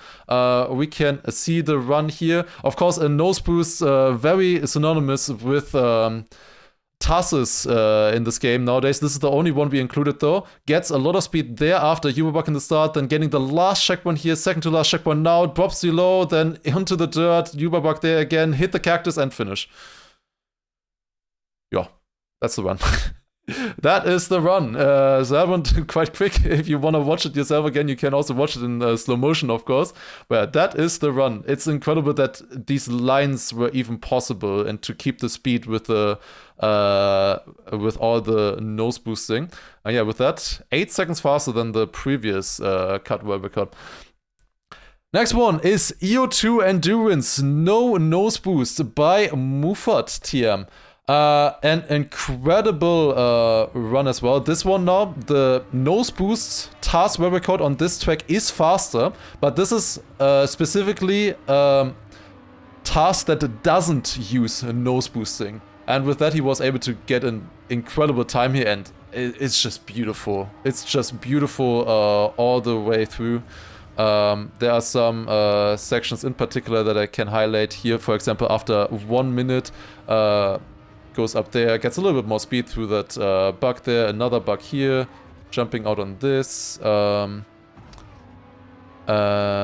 actually the section that, yeah, this one here, jumping up here, checkpoint hit, Uber bug into that landing, into bug slide, into bug, into 360, into nose bug, into the next checkpoint. There's so much incredible stuff. Also, like for example here, he's doing a roof it, dropping down. It's also a completely different checkpoint order. He had to come up with a new checkpoint order for this track. I love this flip right here to keep speed onto this section. It's incredible. Then another overwall again after into the the last section of the track, beating the RTA world record by over 30 seconds. Then another one, which is a trial done by a Skycrafter. He was able to beat Decimation, or with a TAS, his TAS was able to beat a Decimation, a trial map, in 38 minutes, 23 seconds, a very infamous trial map. And if you watch this run, it is just incredible how optimized this entire run basically is. It is 38 minutes long, this TAS, and it stays highly optimized throughout the entire thing. There is so much going on. We can just jump to a different spot and just see how they were able to optimize this track. And they also found a bunch of new cuts, I believe over 40, 50 of them or something at the end of the day.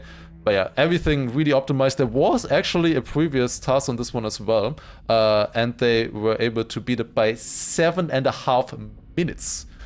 Yeah, it's 38 minutes long. If you want to watch it, you can do so yourself. You can be sure that there's great stuff happening everywhere. So that's a cut probably, I assume, right there. Yeah, it's so much insane stuff, and the dedication of multiple months of work to optimize this is just insane. And the last one is Island E. A reroute done by Kimura. Kimura, of course, known for creating lots of incredible tasks. And this is one of them where he beats his own previous task world record. Island, of course, having a lot of teleport slides. Basically, bug sliding just up a notch. Even a higher level of bug sliding. And this is how it looks like. The start is completely the same, but then does a new strat here, jumping up into another bug slide, then flip out there into the last checkpoint, bug slide here onto the last checkpoint, and look at this. Chef's kiss. What a beautiful run. What an absolutely beautiful run. And what a broken map as well. This is the run that we decided to include by Kimura. Does a lot of great tasks. The others, of course, all as well. But yeah, this section here in particular is just... I just love this ending, especially. That were the tasks of the year, and with that, we're finally done with runs. And we're going to events. And with events, we have offline, online, and a new category for regular Cups of the Year. Basically the tournaments that took place regularly, like weekly, monthly, or over a certain period of time. And the first one is Bonk Cup. The classic Bonk Cup, yeah. First hosted by Lyoko still in the beginning of 2024, then Schenker took it over, and it was growing massively, especially since Virtual also participated. The first server is now getting full immediately after it's open. So that means over 100 players always there. There were times where then a second, third, and even fourth server had to be open so that everyone can participate in the Bonk Cup. Generally, you know the cup probably. It's just a finalist mode, 3 rounds per map, on some maps sent by the community with some interesting styles. Yep. Then we have the Spam Endurance Race. Spam hosted several endurance races through the year, and we had it earlier with Elcon, who won quite a lot of them. And this is basically the next nominee. He was hosting it together then with Torbo, or commentating it together with Torbo. And let's go next. The Big Yak Monthly Cup. Yeah, this is Granadi's competition that he started last year, where you have the weekly cup where you try to gather points or to get a direct qualification to each of the monthly finals, where you then also can often win something, either prize money or hardware or merch. Next one is the mini RPG of the week. So here, every Wednesday, this is gonna be played. Always Cup of the Day format at first with this, not really. You have a seeding on a mini RPG map, But then they created a very special plugin so that we don't have a normal knockout, but we have a special knockout format with a dangerous zone. And they host that now since a long time, always make these season finals when they are through with 25 community sent in tracks. And of course, they were also hosting then a LAN event. Next is the Spammy of the Day. Yeah, Spammy was hosting a lot of Spammy of the Day, so SOTDs, during the year. And there was also a series where he was featuring always a letter from the alphabet and made a knockout on these tracks. Additionally, Spam also built a tower map with several floors from, I think, each month. And then there was at the end of the year a race with a very cinematic ending as well. Next one is the HD Weekly. So this is now maybe the nominee that you don't know that much. But there is a big reason why it's in there. It was taking place in 31 different weeks, and in every single week there was a $100 prize pool for first and second place. So that means that the cup hoster already spent $3,100 just weekly, for the cups. But then there was also a qualification for the big season final. And there was also a prize pool of another $1,250. So Yeah, overall, extremely stacked, like with 4,000. Yeah, beating out multiple different LAN events as well that happened across the year. So very, very impressive for sure, and definitely deserving of a the level mention. was then also good in the grand final. We had then Elcon, we had Heath, we have Legu participating. The next one is the puzzle competition by Lars. He hosted this competition, every month, mostly, where he was basically at some point showing a track, giving it to the players. Players have then 1 week time to find with the given blocks a good solution and drive a fast run. And 1 week later comes then the stream with the solutions. And that happened basically once a month and also had prize money. Yeah, and the last one is the Random MX Cup. I'm also personally very happy that this is back because of the 24-hour race in 2023, where they got enough donations. They then brought back this cup. And in this cup, we had it earlier already in the performance of the year. It starts, however, also with a very interesting seeding phase where you play a relay race with your teammates. So one teammate drives the run, the other two teammates spectate him. Once he finishes, the second teammate starts driving. When he finishes, the third one starts driving. This is one round.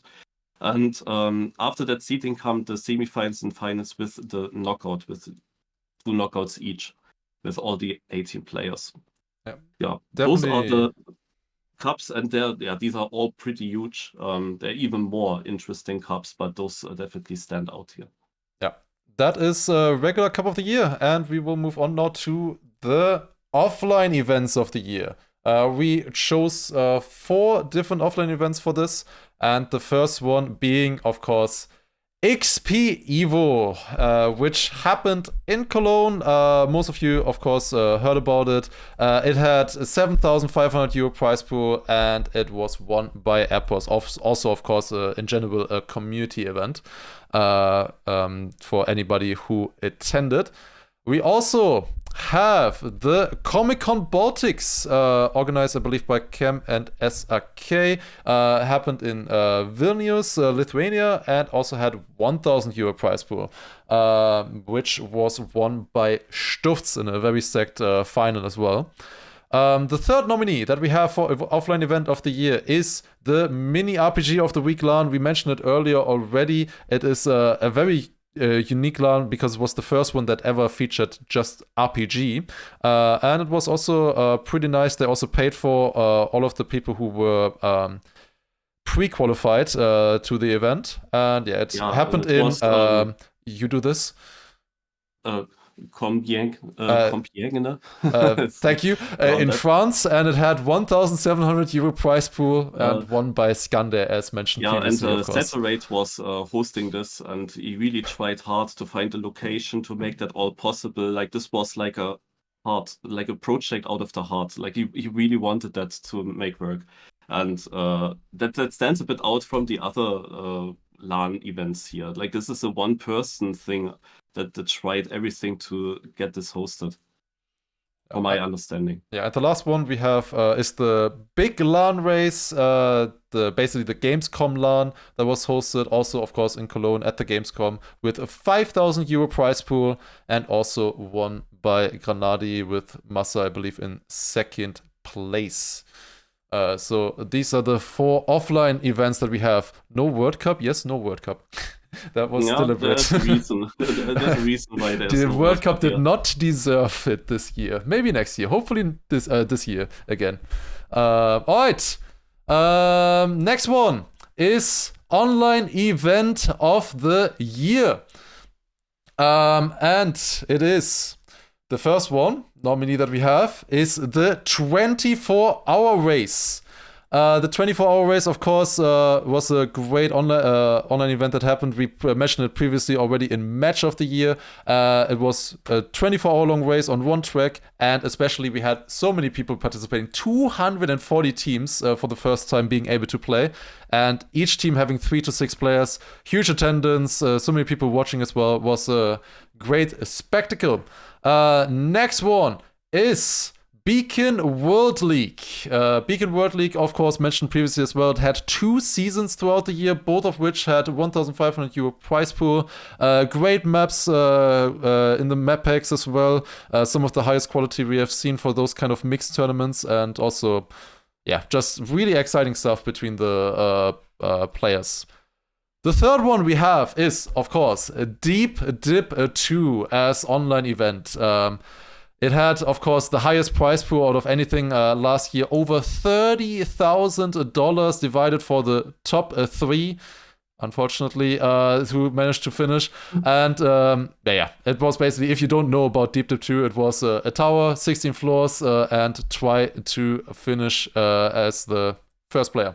And then the fourth nominee that we have is Kaki Reloaded 5. The Kaki event was back in Trackmania 2020 this year, happening throughout the month of November. 75 maps, a great map pack, and a lot of people managed to actually get 75 out of 75 finishes this year. I think over 20, I believe. And it also had, for the top 10, it also had a prize pool of 3,500 euro.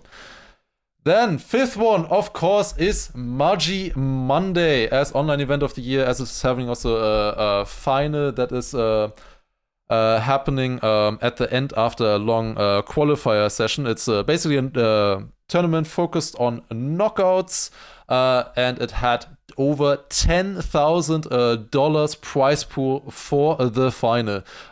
Basically, it worked in a way that you had to qualify yourself on individual knockouts where you have to then win, and every qualified player was then eligible for the final, and then in the final you basically play a longer knockout format with, in the end, only one player surviving, which I'm pretty sure it was Akon in this year.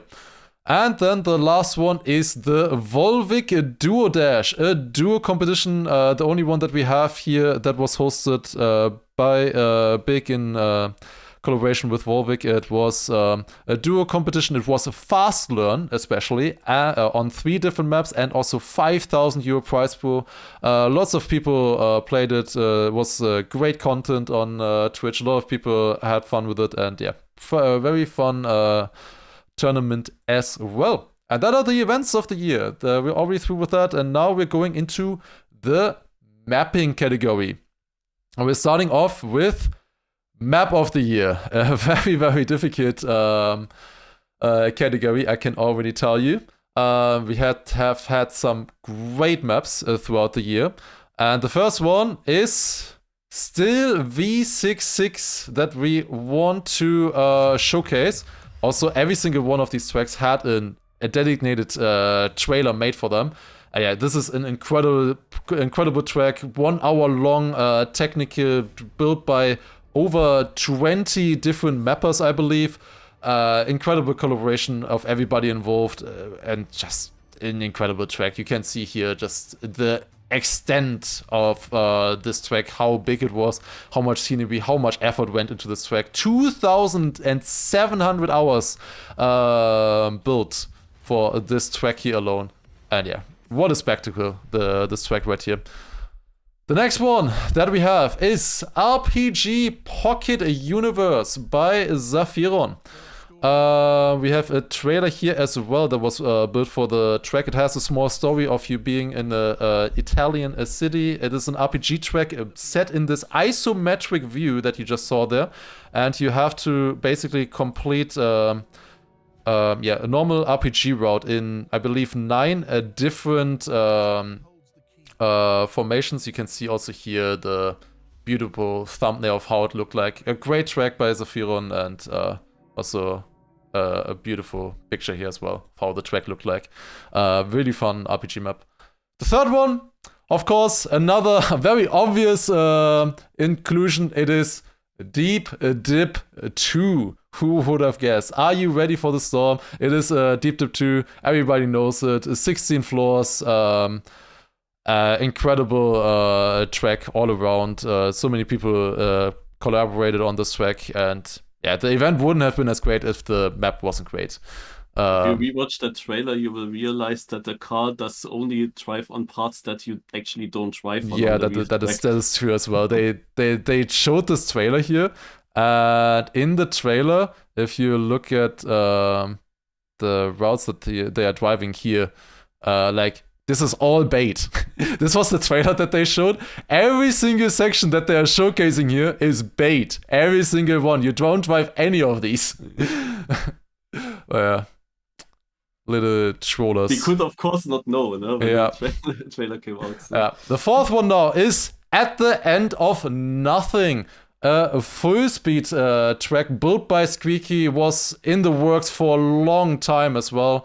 This track, incredible scenery, incredible route, 3 minutes, full-speed transitional track.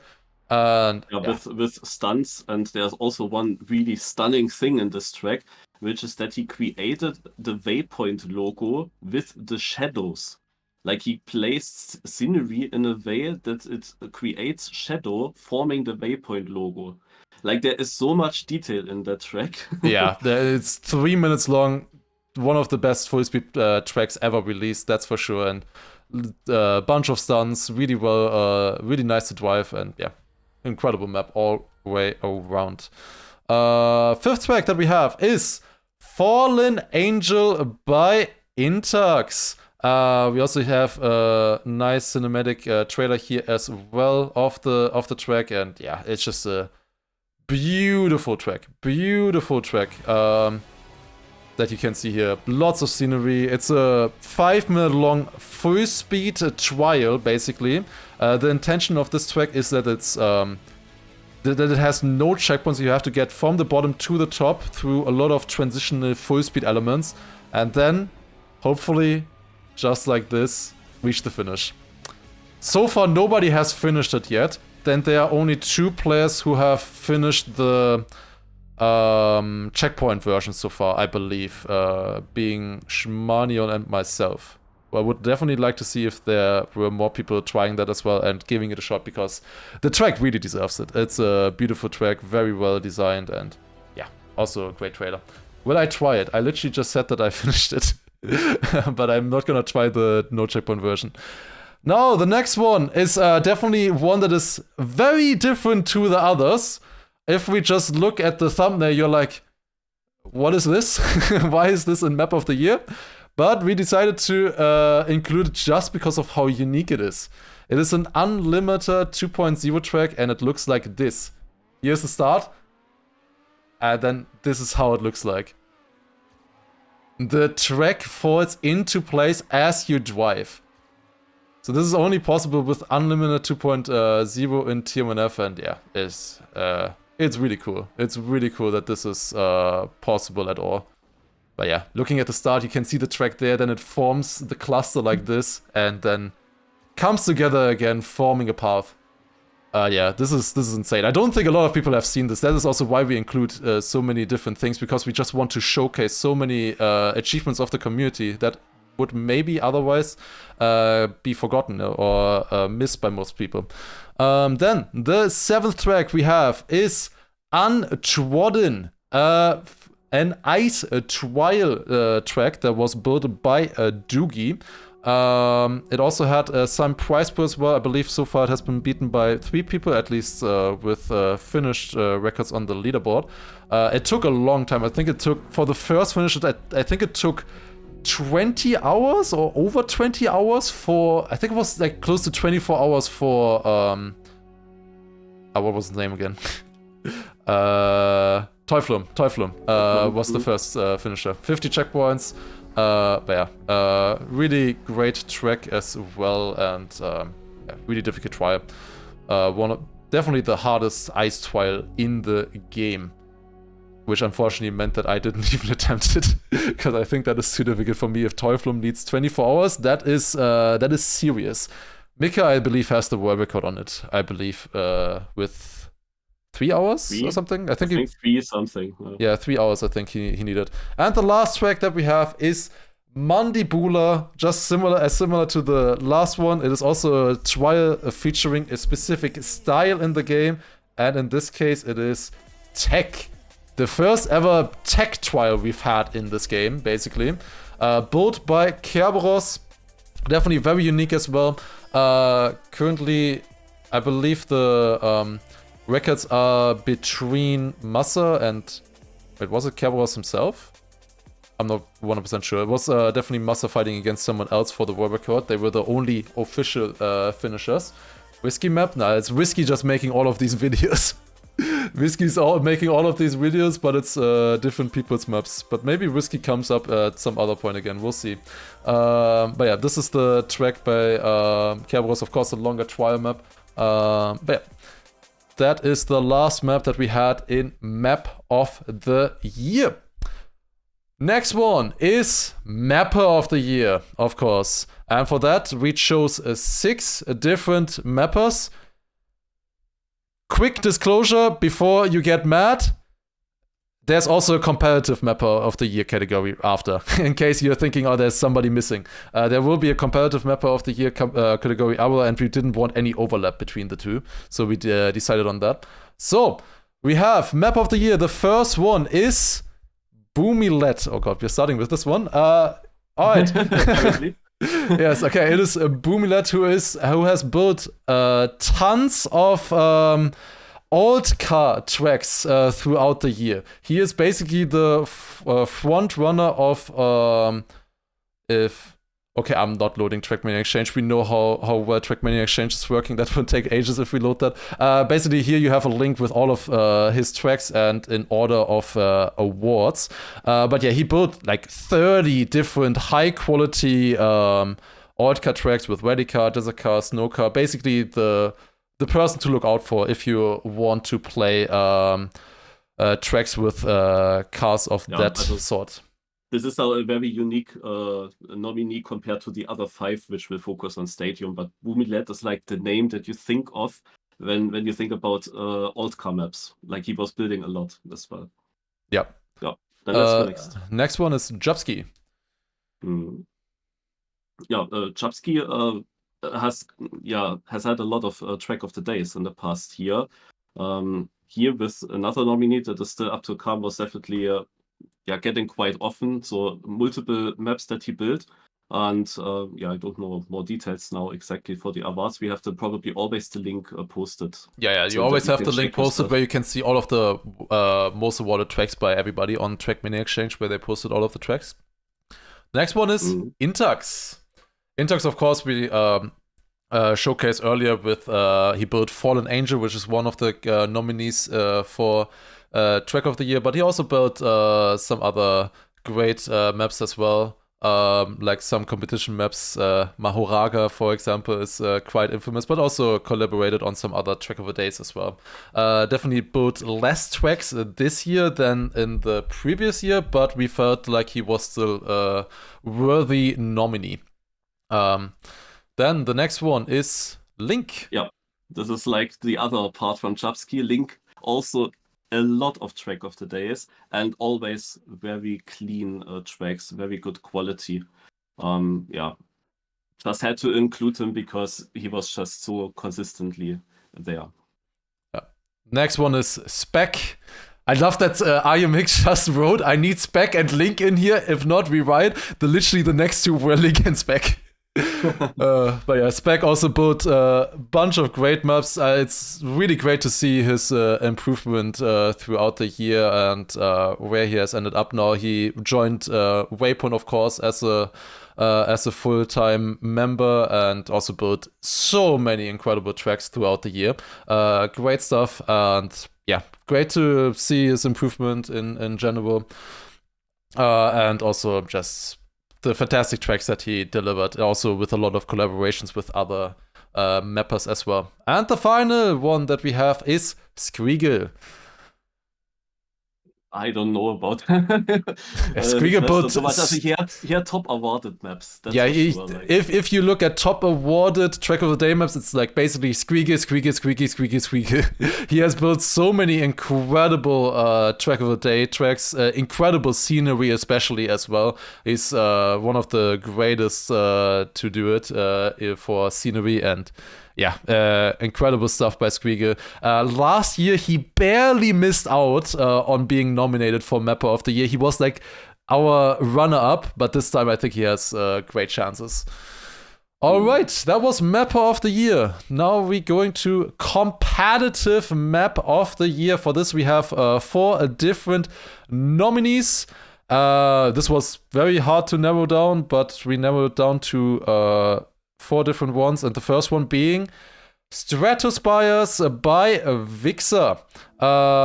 Also, our reasoning for not including Vixer in like Mapper of the Year or something, or Competitive Mapper of the Year, was because he is featured in Competitive Map of the Year, because this one was really standout. This track here, it's 5-minute long technical track built by Vixer. And yeah, just a great map overall. How through the entire 24-hour race, still kept being interesting, and yeah, great design overall. It's a 5-minute long track, of course, so can't watch everything, but you can always, of course, if you watch yourself, or if you check out the awards after, or if you're watching in the VOD, or if you want to check out on the other days as well, you still have 1 week, of course, at the time of me saying this. You have still 1 week to send in your responses, your votes on the website. You can still decide, so you can always watch everything again or make up your mind. You can also, by the way, I didn't mention that yet, if you click on a nominee or something, and you made your votes, they will save on your account. So if you turn off your PC, go somewhere else or whatever, and you go back onto the website again, your votes are saved and you can edit them throughout the week. It's not like last time where we had a Google Doc or Google form where you send it in once and then it's done. In this case, you can change it all the time. Okay, next one is Puzzle Drip Drop. I should probably Pan American something League, I think. Pan American Solo League. This is the track. It is a drip drop built by Wizzy. A very, very creative track for a competition, using a lot of unique elements, a lot of different transitions that you don't normally see. We have wetwood as well, water sections here, bug slides as well included. You can see here the nice turn setting up for the U-turn here. Then here we have a wet grass bug slide in a competitive map, which actually worked really well from what I could tell. And then yeah, driving around here, keeping the speed. Another wet grass turn with reactor, which for a competition was actually really exciting to see. And yeah, cool format for a track, or cool theme, and very well executed by Wizzy. Yeah, there's, I think, one more turn here with the reactor, another reactor penalty grass section, again through water here, and then one last turn over the dirt, one transition onto the road, and then drive up here to the left, to the right, drop down. This track is longer than I thought. It's 1 minute 16, I believe, actually. Very long track for a competitive map. And then into the finish. That is Drip Drop. Next one is Arrogate by Kerberos, Beacon World League track. Another very unique one as well, starting off with the reactor up drift. Very unique, we have never seen that before, I believe. Another one here to the right as well. This is the one map that we chose for the Beacon World League. We could have chosen other ones as well. There were lots of fantastic ones, but we wanted to limit ourselves to just one track per league, basically per map pack. And this is the one that we decided on. Also, of course, if I should have said that probably a little bit earlier, but we also, of course, had lots of judges and suggestions in the Discord from all of you guys, in the Discord for the Trackmania Awards. But also we had a team of judges that helped us decide on all of the nominees as well, especially in categories like this one. Yeah, really creative one here, fun to watch, fun to spectate in the rounds. I was missing a backside here in this video. Yeah. Driving up here. I think there's, one risky jump here now, up to the section where the engine of speed was quite important. Driving around here and then finishing in the bobsleigh finish. And there's one last track remaining, and it is World Cup map by Kaluki, being Roll Cage. Roll Cage was a very unique track, very fun to watch, especially with these new dirt blocks that just came out this year. We wanted to include one of the World Cup tracks, and this is the one that stood out. A very hard map to drive, especially, but always a nice spectacle to watch. And here we can see almost world record by Carl Jr. in the final match, in the final of the World Cup. So yeah, lots of reactor, penalty grass sections, and here we also have some wood as well. Great variety. Yeah, definitely a very creative track. Was hard to choose with the other ones as well. Stuff like Spin-Off, of course, were also maybe in contention, even though maybe not as exciting in rounds here or there. But yeah, this is the one that we chose for the World Cup, because we felt like it was the most fun and exciting one. Yeah, it was between Secret, Spin-Off, and Roll Cage. Very hard decision, but we came to the decision of this one. We had Carl Jr. driving a .91 there with the world record, just 1/10 behind the world record. Yeah, very hard to lock this down to just 4 maps, but yeah, good luck on voting on these ones. Alright, next one is a competitive mapper of the year. Of course, all of the ones that you might have expected in mapper of the year and were missing there, maybe you will find them in here now. The first competitive mapper of the year is Wizzy. Of course, he built Drip Drop that we mentioned earlier, but that is not the only very creative map that he built throughout the year. He built many creative tracks throughout the year, and featured in a lot of different map packs, and yeah, always creative, always fun. Waypoint member as well, so very well done by Wizzy throughout the year. Next one is Kerberos, another deserved mention, of course, a little bit newer addition to competitive mapping scene, as far as I am aware. Of course, built Arrogate that we mentioned earlier as well, and also lots of other great tracks that were used in competitive maps, often favorites of some of the players. Next one is Roxy. Roxy, also a mapper that was featured in so many different competitions, built lots of different tracks for different map packs. So we decided to include him as well. Also, of course, with every one of them, you can always click on the name and see all of the tracks that they uploaded. And then, of course, we also have Whiskey. As mentioned previously, he built here, what was it called again? Spin-Off. For example, the World Cup map, and also a bunch of other maps as well. All right, then the fifth one is Vixar, as we mentioned previously as well. Vixar also nominated for Competitive Mapper of the Year, of course, built Stratospires, but also other great competitive maps throughout the year.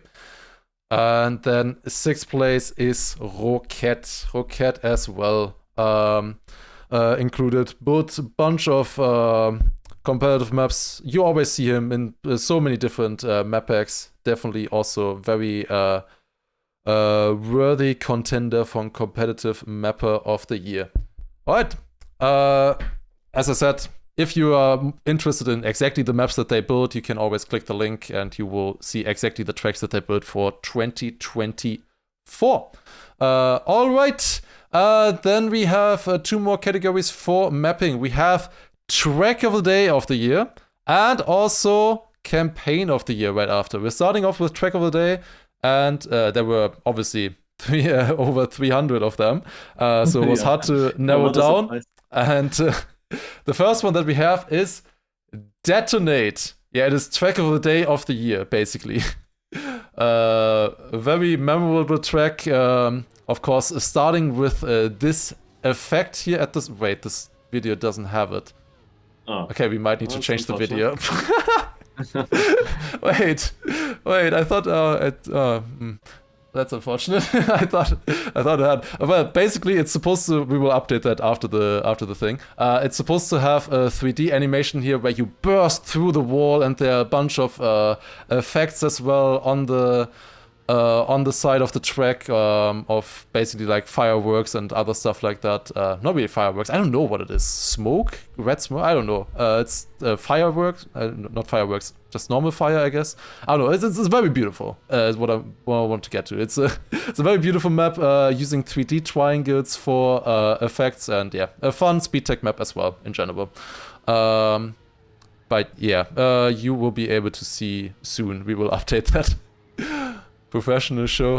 It's a lot of categories and a lot of nominations that we had to collect here, and also the website and everything. It took a lot of work. Unfortunate if we miss anything, but we will fix any of the problems.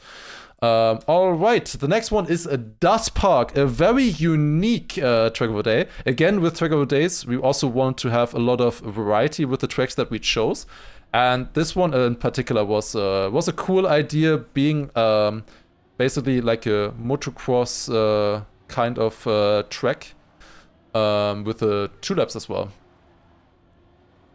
So yeah, pretty fun track going around here. Okay, this is basically our dirt entry. We started with speed tech. There will be one other speed tech coming, but here I think this is the only dirt map that we have included.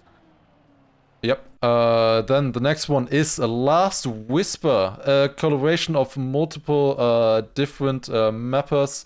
Also a very nice track as well.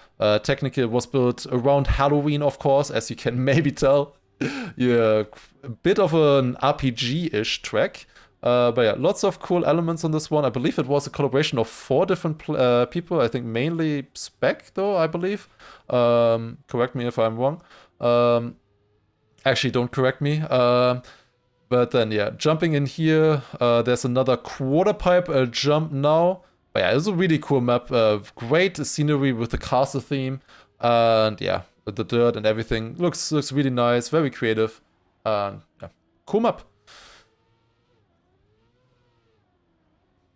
Yeah, there's 2 more turns left here.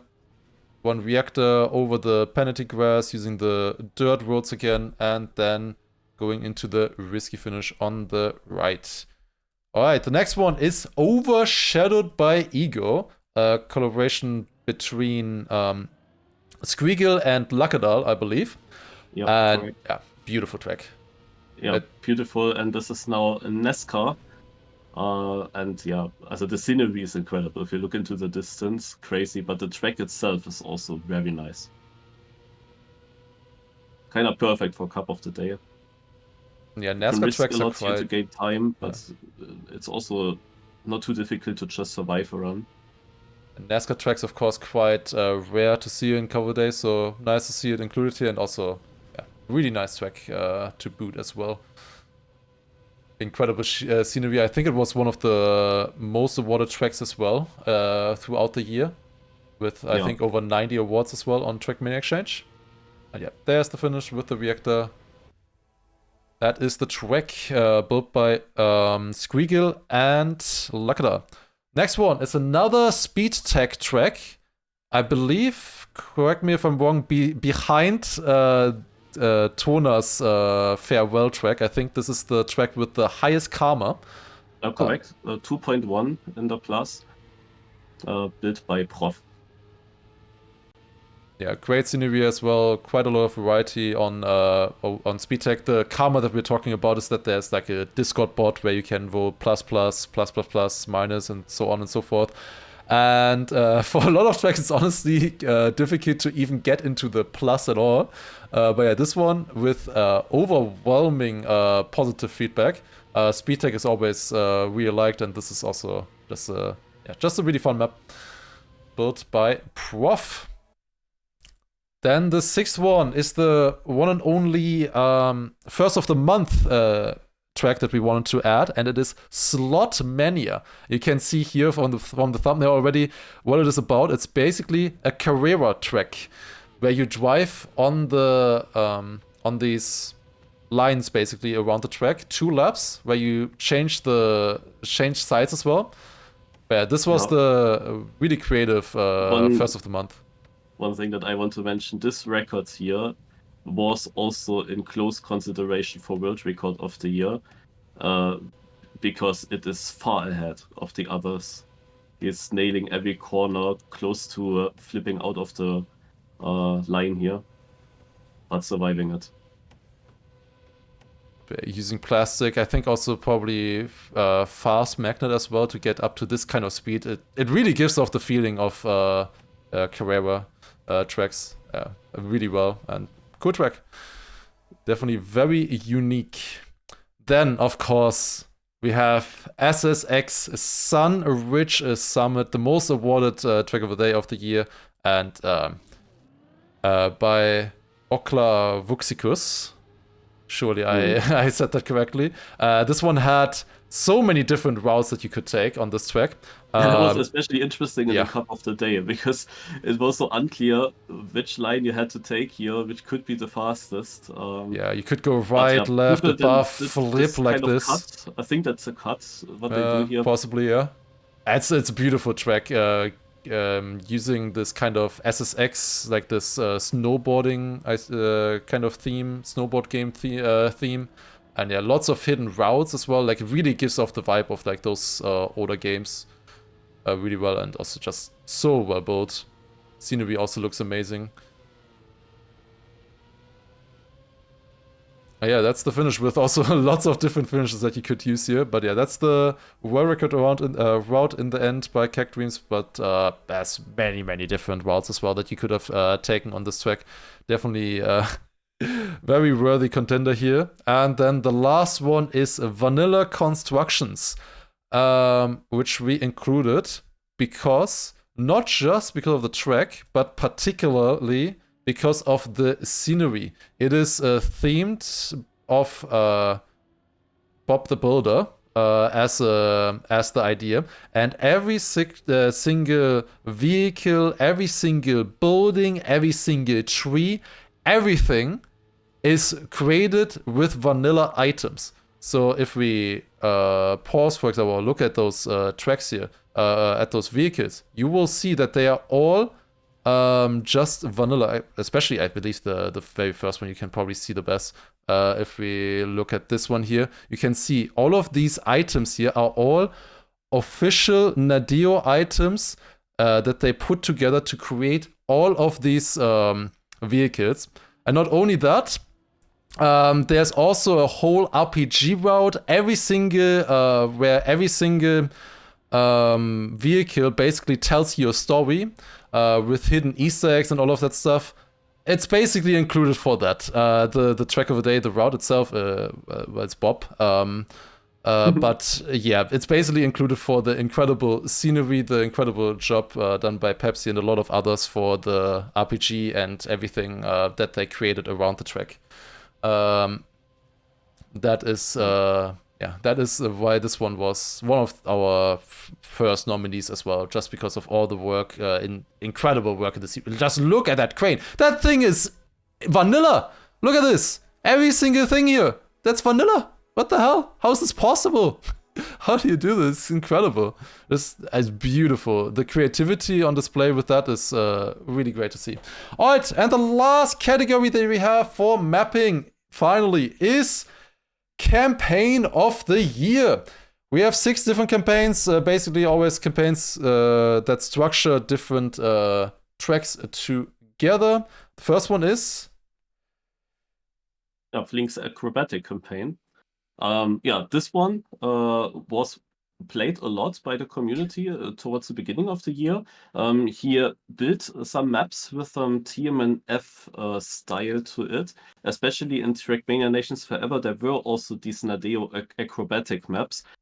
He reused some of these ideas, but also built himself some new ideas, and then had a campaign finished with great tracks, and many players played these tracks. The second one is the original school.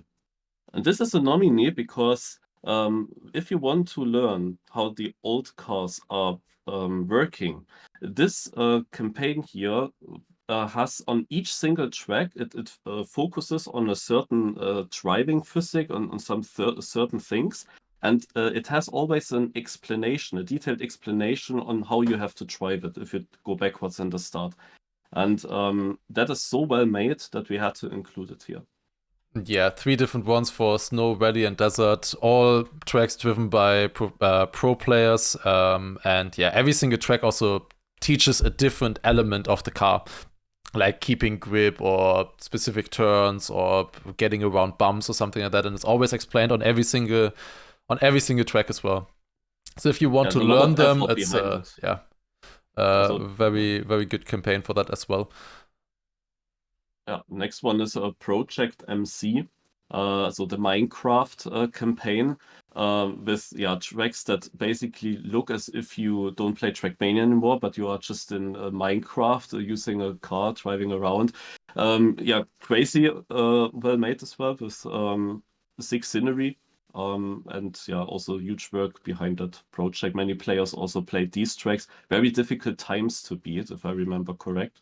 Yeah, it was a lot of these campaigns had hunted records, like extra challenge times basically. But yeah, also with every single campaign here, there's always a link where you can then see the campaign on Trackmania.io and which tracks they included. Then comes the SB Ville campaign, but maybe you can talk about it. Yeah, this was basically Ville and his community's attempt to recreate the feeling of a Nadeo campaign and maybe improve on it, to give a different kind of progression. So basically 25 tracks in increasing difficulty and basically reimagining how Nadeo campaigns are built. And yeah, incredible job on it. He built all the 25 different routes, and then his community built the scenery for the different tracks. So definitely a great campaign as well. Yeah, now comes the Seconds to Go campaign, a very interesting concept where you have 25 maps, and each map has then a certain length, like map 1 has a length of 1 second, map 2 a length of 2 seconds, map 3 then 3 seconds, and so on. Many known streamers, but also players or map builders were asked to build a map for this project. And many streamers then also play through all these tracks. And then we got the Sushi campaign, which was built by Scrappy's community and also got hunted quite a lot by a lot of players. Yeah, there was also a hunting competition. Every week there was 5 new tracks added to the campaign, totaling to 25 tracks a total. Definitely also a very fun campaign as well. All right. Next one is Creations. Let's take a look. The first one is Creative Project of the Year. We're not just halfway. There's the next ones are a lot quicker, I can tell you already. We are getting pretty far into it. Trust. The first one is for Creative Project of the Year, Puzzlemania. We have showcased it previously already. It is basically Shorty's idea of a new format, a new mode. You can see also here the video from Virtual playing through the final of it. So basically 4 different streamers competing against each other on puzzle maps. They had 40 minutes time to create the best solution possible. And it was so good that it later was used also in Twitch Rivals as well. So really cool concept, great content and idea here from Shorty, who brought this to life. Next one is Trackmania. Trackmania of nice one. yeah, okay. That could be this. I don't know if I want to embarrass myself. But Trackmania is basically similar to stuff like Wordle, where you try to guess a specific player, a specific Trackmania player of the community, where you then get information like which team is he playing in, his age, his prize money, his previous teams, his country, and through all of those information, you have to try to find out who it is that you're searching for. But yeah, that is Trackmania came was through. Introduced during the 24-hour race. Yeah, exactly. Came every hour there with a new player. It was then extra content basically for the streamers that were spectating. Yeah, it was brought in there and then also reimagined into a full-on website that you can also play as well if you click on the link here, of course. Then another creative project of the year is the Deep Dip 2 Sector Run by Schmanuel and Virtual. So this was basically them going through the entire map, Deep Dip 2. Maybe and go end of floor 2. Before the plastic floor, there was an interesting section. Yeah, this is a good spot here. So they basically took turns driving the track, trying to improve every single sector after each other. They found so many new cuts. They beat the track 20 minutes faster, or more than 20 minutes faster than the actual current world record. They beat it in 15 minutes, less than a minute per floor, which is just also insane. Interesting is floor 13, which takes 4 seconds in this sector run, where they jump out. Yeah, we are almost there. The red booster that comes up after 2 transitions, they use it to jump up a lot. Correct. Yeah, so they take the booster here, land on the red boost, and then all the way up here and completely skipping floor 13. Just what it deserves. But yeah, then finishing in 15 minutes, just incredible. Incredible.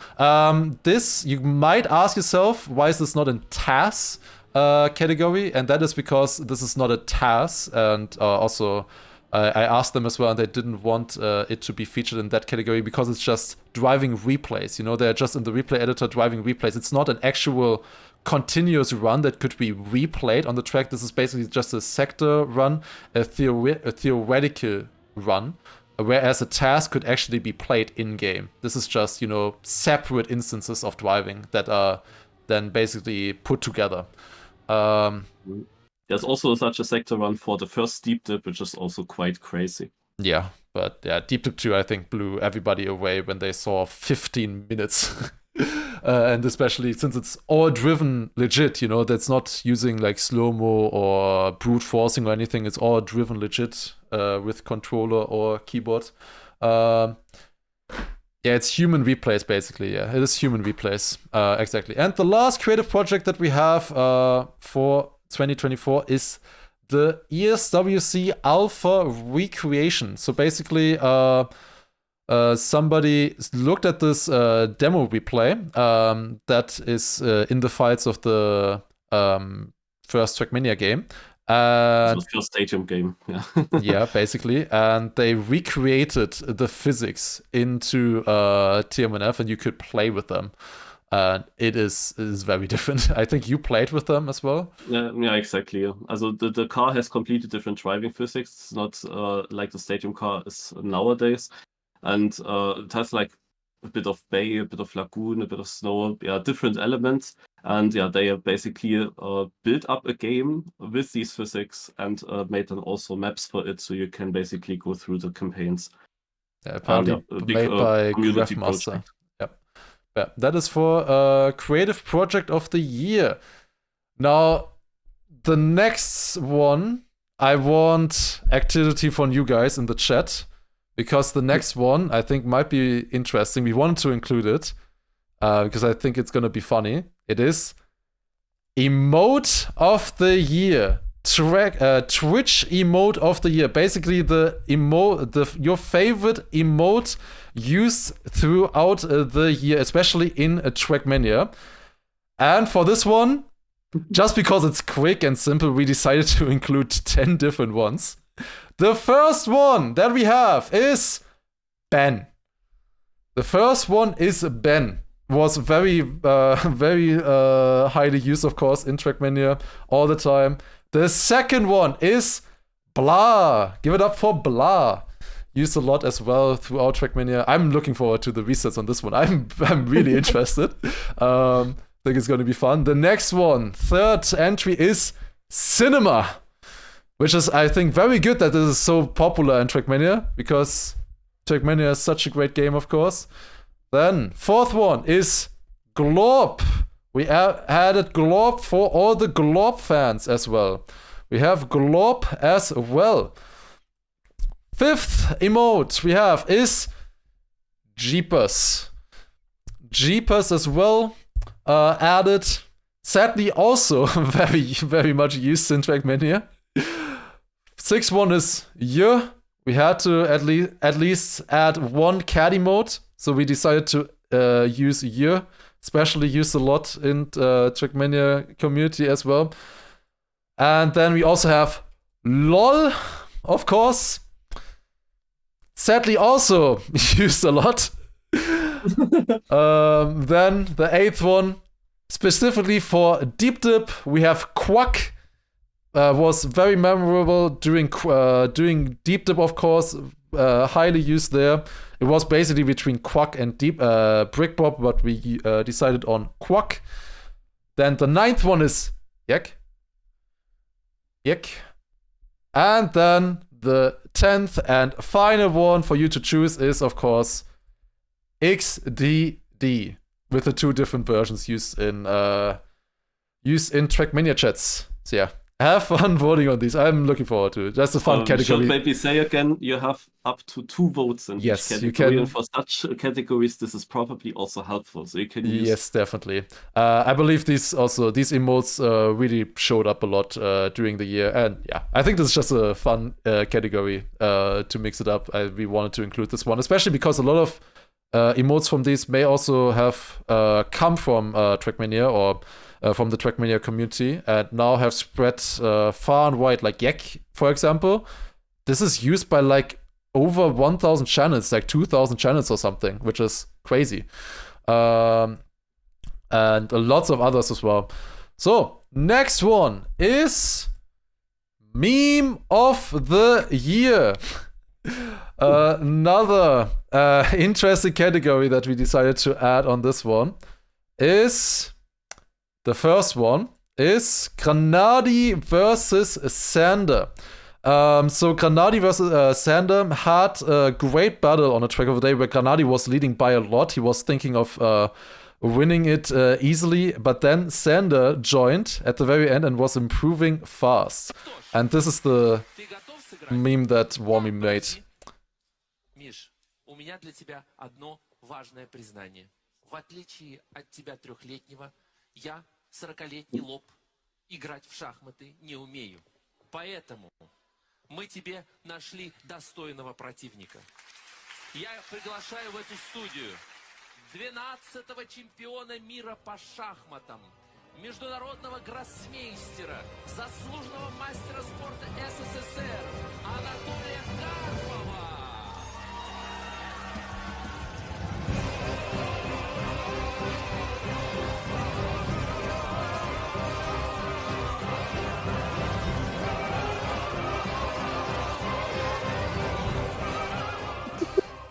I just love it. It's so funny. Next one. Next entry that we have is Stunt 1 million points. So, Nadeo decided to introduce the new stunt mode. where you have about 10 seconds time. Once you start or go into a checkpoint, you have 10 seconds time to do stunts. But that timer is frozen in the air.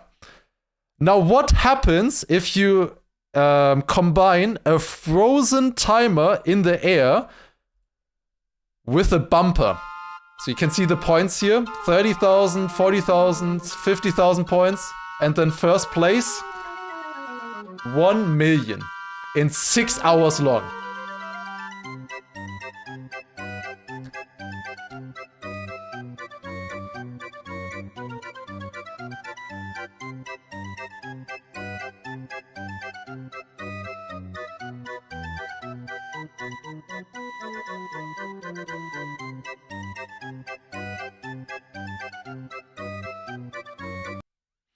You may not like it, but this is peak stunt gaming right there.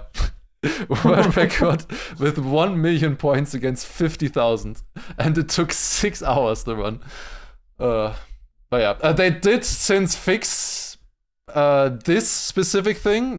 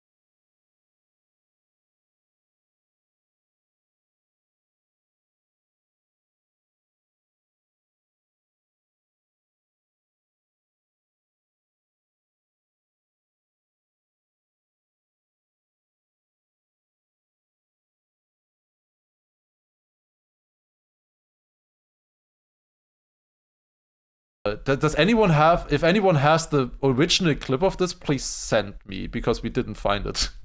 And then the last one we have, don't even look at it, just play the clip.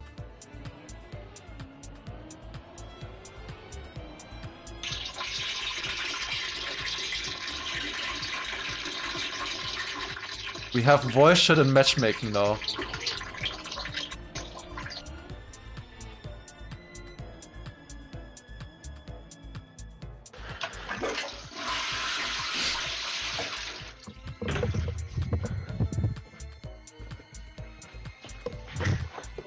Oi! I just now see. Oops. Oh my god. Yeah. Just guy on toilet in voice chat in the middle of a matchmaking match. Oh my god. Alright, that was meme of the year. I think a fun category. Looking forward to this one. Then let's move on to the next one. Alright, we have Skinner of the Year. This was incredibly difficult for us because we are not really in this scene to decide, but we narrowed it down to 4 different nominees. And we chose. First one is Anto skins. Anto has made many incredible skins throughout the year. We always decided to showcase at least one. He made this one here for the for XP Evo, for example. He has made so many more. We always added a link as well where you can see their skins as well. Great skins by Anto for so many competitions and different teams, and yeah, lots of great skins by Anto. Don't just, if you can, just don't just vote for the one picture. I try to choose my personal favorite for each of them, but of course your decisions might be different. But yeah, we always added a link where you can see more skins that they made throughout the year. Next one we have is Leviathan. A new name in terms of skinning community, I believe. And he has made many great skins throughout the year. And I particularly like this one here. A white and gold one, made many different variations of it as well. And lots of other skins as well throughout the year. Next one is Mars. Yeah, if you have a better name than Skinner, I don't know, it's always called Skinner of the Year. I never liked the name either, I gotta be honest, but it is what it is. It is Mars, who has made lots of great skins as well for different teams. Here you can see one of them as well in a skin maker, artist. Okay, artist is good. Yeah, I'll change that. Skin artist of the year. Yeah, that's probably good. Okay, but yeah. That is one of them. You can also, on his Twitter, you can see many different other ones as well. And the fourth one that we have is Shumi. Shumi, of course, made so many great skins throughout the year as well. He made, for example, the World Cup skin. He made here, for example, the Halcyon skin. He also made the ITB skin that I had in here at first, but then I changed my mind for obvious reasons. But yeah, so many great skins that he has made. And yeah, incredible stuff. Incredible stuff by Shumi.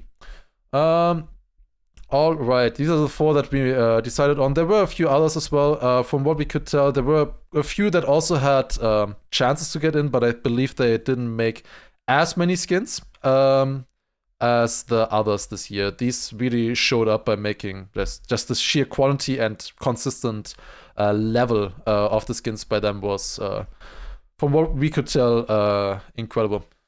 Then the last category for creations is plugin of the year, and we have the first one being Dips Plus Plus. Dips Plus Plus was made by Xertroff. Of course, it's the designated plugin used throughout Deep Dip, which added all of the height, all of the measuring for the websites and everything, all the little like TV quotes or whatever at the start. All of that stuff was made by Xertroff. Then we also have Editor Route. Editor Route, I was really surprised, as came out this or last year in January. Used a lot in mapping. Basically, it is a tool that helps you visualize your runs while driving. So basically, it shows a line where your run drove. It's particularly helpful for calculating jumps, transitions, and all of that stuff. Also, as I mentioned, plugin of the year, this only includes plugins that were made in 2024 or that would have received major updates during the year. Because of that, Editor++, for example, isn't included in here because it did have an update, but it wasn't as major as the one that it had in 2023. But instead, we chose Map Together. Map Together, cooked up by Xertrov as well. Basically, multiplayer map editor. Multiplayer map editor, you can build maps together with other people on a server. Everything gets synced up between the different players. Recently, it was also used in the Puzzle Mania event for Twitch Rivals. And yeah, really well built. This is a thing that lots of people have attempted previously and now finally was perfected by Xertrov, of course. And the last one, to add some variety, plugin that was really well cooked, of course only built for streamers though, it is the Random Altered Campaign Challenge made by Oasis. So basically it's a new different mode where you can play through altered campaign maps throughout the Altered Nadeo Club. It automatically finds maps in the Altered Nadeo Club, and then you can play through the 25 campaign tracks. So that's finally the first and probably only mention of Altered Nadeo throughout the awards. Definitely deserving of a nomination. He really cooked on this plugin more than he ever had any right to. He made a really, really strong plugin here. He basically made it from the ground up, a different form of like the RMC plugin, and it also has added that you can spin a wheel to select the next campaign, the next order campaign that you're gonna play. Like if you're gonna get one up, an icy map or something like that. Very well cooked plugin, of course. All right, that is a plugin of the year. Now there's only 2 categories left: videos and people. And let us start with videos now. All right. So, videos. The first nominee that we have is AI beats multiple world records in Trackmania by Yosh.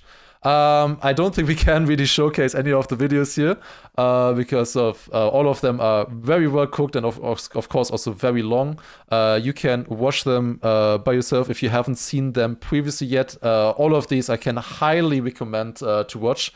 But yeah, great stuff by Yosh here.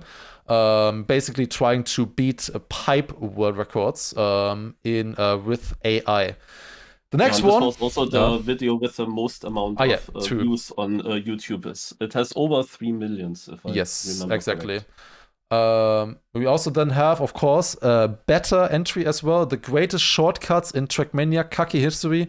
Basically just detailing and going through the stories of how different shortcuts on Kaki maps were discovered and finally done in real time as well, and how this entire scene basically developed. That was the one and only video by Better throughout the year. Then we also have Things Never Seen Before in Trackmania by Edge. This one is definitely a bit of a different video. It's more about the gameplay. This is also about tassing. And maybe there I can show one thing here. It showcases basically things that, well, you would have never seen before in Trackmania. And particularly, for example, one of the challenges that he did was landing on the flagpole with a Uber bug. That is one of them. Maybe we can turn on the music here as well. So landing here like this. There's so many great examples here. Many different people did it. But the main reason why this is in is because of the incredibly cinematic task by Kimura here that he showcased. It is just cinema, pure cinema. This section here, the challenge was. Maybe you have to explain it a little bit. Yes. In the old game, there was like a sphere around where the platform where the track is, And the goal here was to create a task where you manage to get that far up the sphere that you actually jump onto the platform again. And this was not possible without Unlimiter, like you had to get unlimited speed here. Basically the only difference that they do is that the speed is uncapped now. Like they don't get any more like acceleration or anything, they just uncap the speed in the game. Going up to 16,000 speed in one instant there with a nose boost chain. Getting so much speed here. You can see a full view as well very soon here, I believe. Yeah, here you see. So this is the stadium is there, right? And this is the ghost. This is how fast he drives. Flies. Okay, this is a bit sped up. But yeah, then he flies here and flies back to the stadium. Driving around the stadium, gathering speed, and flies back to the stadium like this.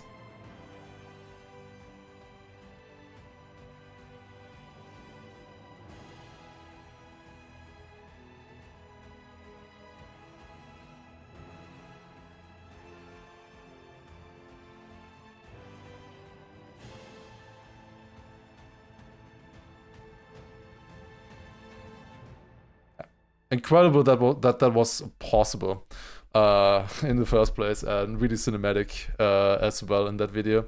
Then the next one is Carl Jr. The Rise of a Trackmania Legend by Gotology. Yeah, this is a French video.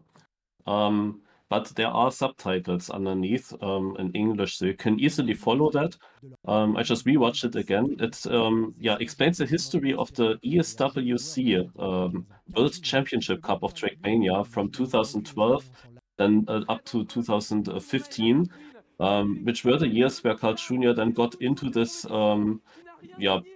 pro playing in the ESWC and then also won 3 times in a row. And it's a really nice documentary how the matches went and so on.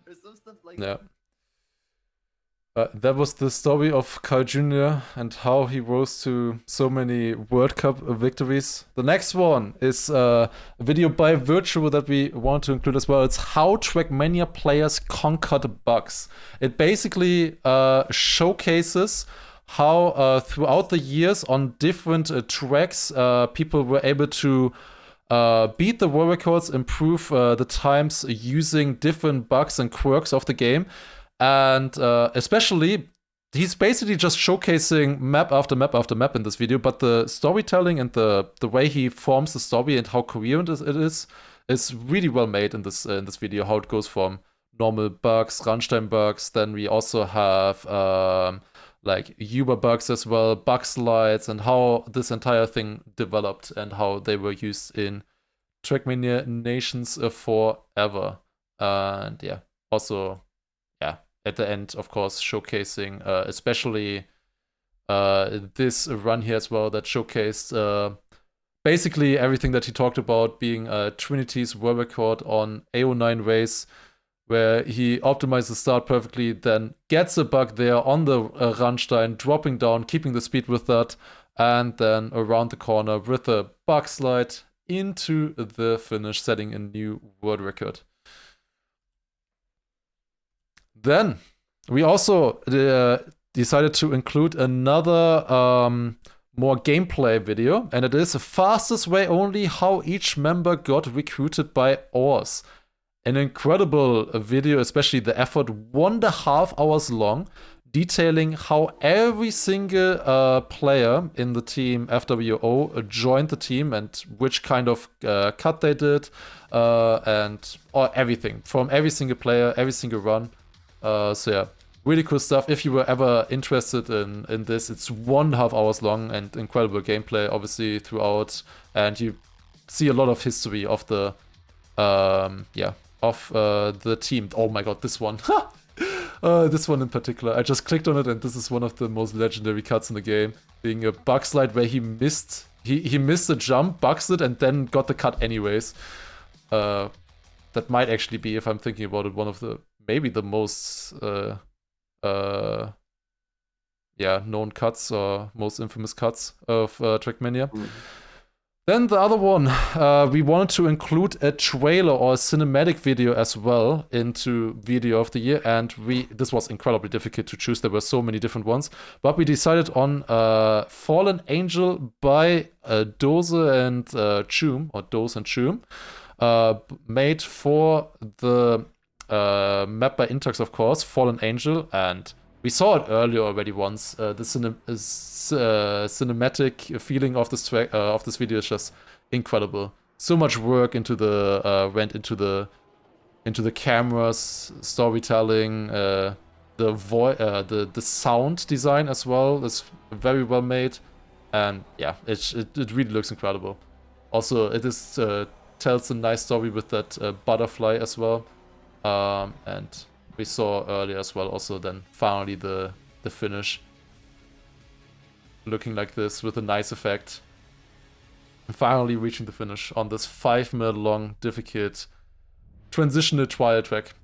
Yeah, this is the one trailer that we chose. There was a very difficult choice. There were many good trailers. This is the one that we decided on. And then there's one last one. We basically start and end with AI videos. This one also has 1.5 million views. It is I trained an AI for 2 years on Trackmania. It's breaking records by a line sight. And this one is incredible as well, especially just how good his AI is at this point. It's just incredible. Especially this one here really showcases it well. Let's look at the AI's best run. I also put on screen multiple copies of Darkbringer's car. I hope it makes it easier to understand where the AI gains time. Yeah, it's really incredible how far AI has come since then. This is an AI driving against a world record, you know? This is just AI, you know? But yeah, this is an incredible video for sure. This is now the former world record that didn't. Yeah, true. Lift off the gas to maintain control, but the AI doesn't release and gathers more speed with wider lines. Yeah, this is of course the no-cut world record by Darkbringer. Exactly. But yeah, this AI is extremely strong. Yeah, it's insane how far it can go. And like this one is one, and then also just the finale. You can see Hockolicious as well. Probably one of the top 5 most hunted tracks in Trackmania ever. And yeah, driving against the world record looks like this. You have to know that AI learned it itself. Like it started at 0 and started learning how the game works and ended up at this level. Yeah, I think he basically just guides the general direction, like the route, like where the checkpoints are, like where the road is and stuff. But the rest the AI does, I believe. And yeah, beating the Hockolicious world record by over a 1/10 as an AI is really impressive. But yeah, that are the videos of the year that we chose. Very difficult one, I believe. There were so many great videos, so much good storytelling throughout the year. The next one is Round of the Year. This is basically just exciting rounds that happen throughout the year. And the first one that we want to showcase is XP Evo. One round in particular between Gwen, Pack, Otak, and Massa. And the commentators, they don't notice it exactly. This is a double event record round. 2 players beat the event record in 1 round. You see it in the top left. ER is the event record, a .30. A .17 is the world record. And in this round, 2 players beat it, but the other 2 players are also close by. Inch to each other. Tricky spot here with that grass slalom. Everybody gets in cleanly. Otak takes it a little bit tighter on the inside. Massa is holding on as well. Gwen and Pack just a little bit of brevity in front of the other 2. Gwen leading yet again with that insane pace. Who's going to survive? Everybody manages to avoid that clip there. They got super close, and now it's going to come down. Such a close round. Pack and Gwen now with a 0.1 lead over the rest of the pack. Gwen and Pack sitting side by side here as we get to the final drift. Gwen just a little bit behind, Pack going a little bit more outside at the beginning. Pack is going to be able to maintain the speed and should be able to get first place. He is going to get first place, and Gwen is going to get that second place right behind him. Look at their faces. They know what they just drove. Just going for that outside line. Yeah, look at Pack. Just look at Pack. Right behind and should be able to get first place. He is going to get first. I believe here we 22, can see, yeah, point and 22 and Gwen with a point 27. Both beating the event records. And also some of their PBs, as you can see here as well. Wait, all of their PBs besides Massa, they beat in this round. Just incredible. And also has a crazy time. Yeah, Massa's time is also a winning round. In most rounds, Massa would win with this time. In this round, he is 2,500s behind. Insane. Absolutely insane. Definitely the fastest, like highest level I think we've seen. Next one is a cup of a day final between Elcon and Pushti Topako, which was particularly exciting. They were the two fastest on this track, a wood track built by Spam and was it Risky? I'm not 100% sure. Not sure who the second was. Final with two young guys. Very fast starts. I guess so. Very fast second turn. That still looks very good. Intax was, yes. Speed from Elcon, holy shit. It's so equal everywhere. Not necessarily the lines, but... Oh my god, they both release stepped. Yeah. That's a final. Okay, we have Paku's... Oh my god, it's not enough. Pushito Paku had a very special line in the last turn, that's what I wanted to say. Yeah. 300s, and they both drove insane times, 0.60 and 0.63, which were like some of the fastest times we've seen throughout the entire knockout. The next one is another cover day one. This is a top 4 round, and on a speed tech map, and just watch this one. Is it gonna be Hendo and 12th? I think. Full risk for everyone. Scrappy and Murray hasn't crashed really badly yet. But Hendo and 12th both made mistakes earlier. And you might see where these mistakes come from when you look at Hendo's playstyle. Jesus. Jesus. Oh my god, stop! I'm gonna have a heart attack. I can't spectate him anymore. Holy shit, what a round. Everyone within 500s before the last corner. Murray with insane speed setup, passing literally everyone. Hendo now in last. How is Hendo out this round? Bro!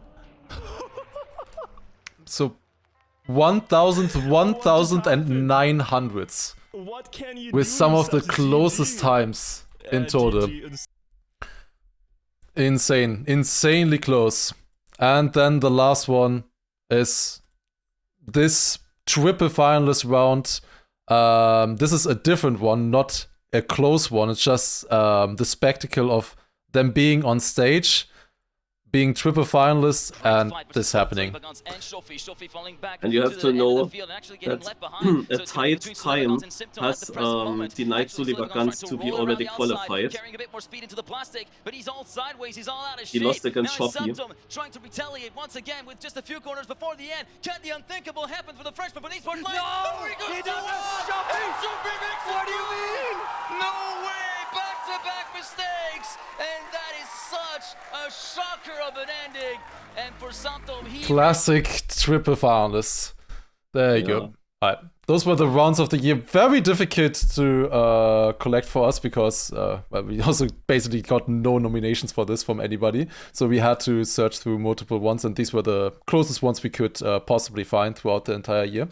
Maybe there were more interesting ones, but then we probably would need help. There, I can also shout out the Discord again as well, where we have different channels where you can also propose nominees, and that we could choose and nominate maybe for next year as well. All right, the next one is Clip of the Year. All right. Actually, I want to just quickly ban this guy.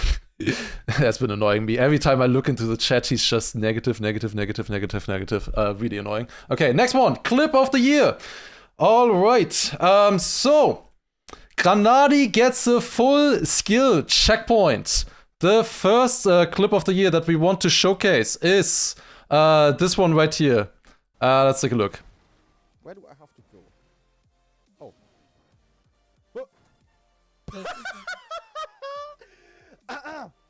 Got it? Lol. What the fuck? Yeah, it's just, where do I go, Cam 7? Oh.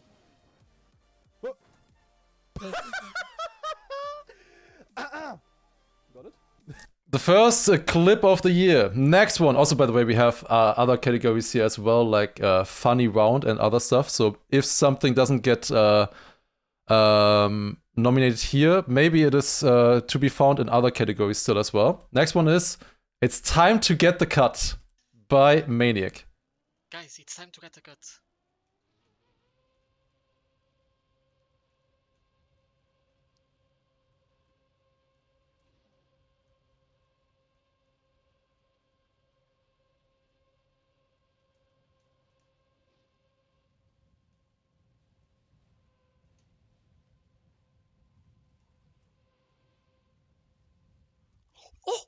Oh my fucking god, bro. He says it's time to get the cut and gets it in that round and gets the world record as well. Right here. Guys, it's time to get the cut. And also, this record here, it stood at top 3 in the end of the season. It stood as it kept being on top 3. So yeah, insane, insane. Next one is Margie's Kaki validation. I will let this clip speak for itself. I'm sorry. Okay. Hot take. Penises are not pretty. Boobs are very pretty. Ah! No! What the no! The clip. Next one. Clip number 4. Newt Newt by Virtual. Clip that went around quite a lot. Playing as a penguin. Playing this cut map.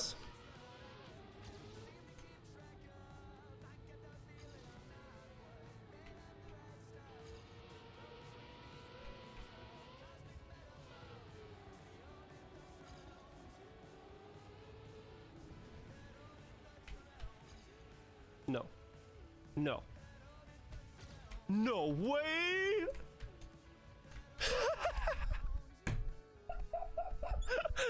I am so sad!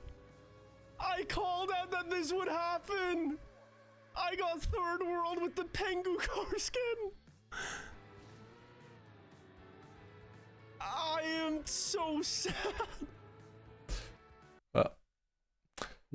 Map number 5, or clip number 5, but also virtual related in some way. As we saw previously, there is voice chat now in matchmaking, where you can go into voice chat with other people. And this very cute interaction happened. Get to know the game. Like, how did you find the game? I found a YouTuber that played it. Okay. Do you know the name or? Yeah, the name is like Wincher or not, something like that. Ah, Winchester, like Winchester, the gun. Wincher. Yeah, that guy. And I thought the game was so amazing. Just really cute. And the last one, also since then, Virtual is known as Winchester in like Granadi and Massa's streams as well. Is of course Yannek's accidental Kaki finish. Bon, du coup, il faut faire ça et au bout d'un moment. Ah, attends.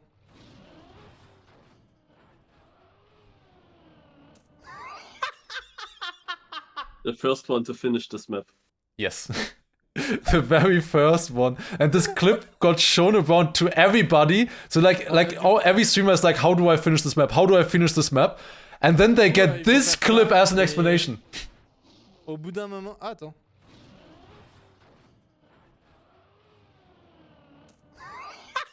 GG. Classic one.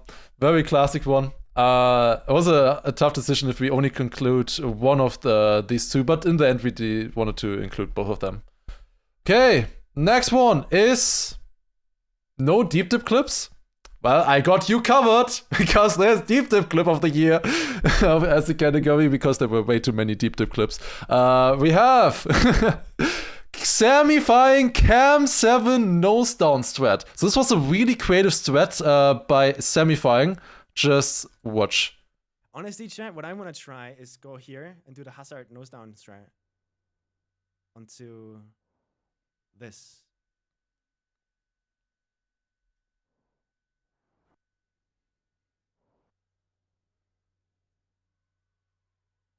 Because if I fail that, look where I land. Plastic, right? I kind of want to do that. Not going to work. What is that? Oh no, that emote. I hate it already. I can't even see it. Those are so thin, I know. But if I fail them, chat, high chance that if I...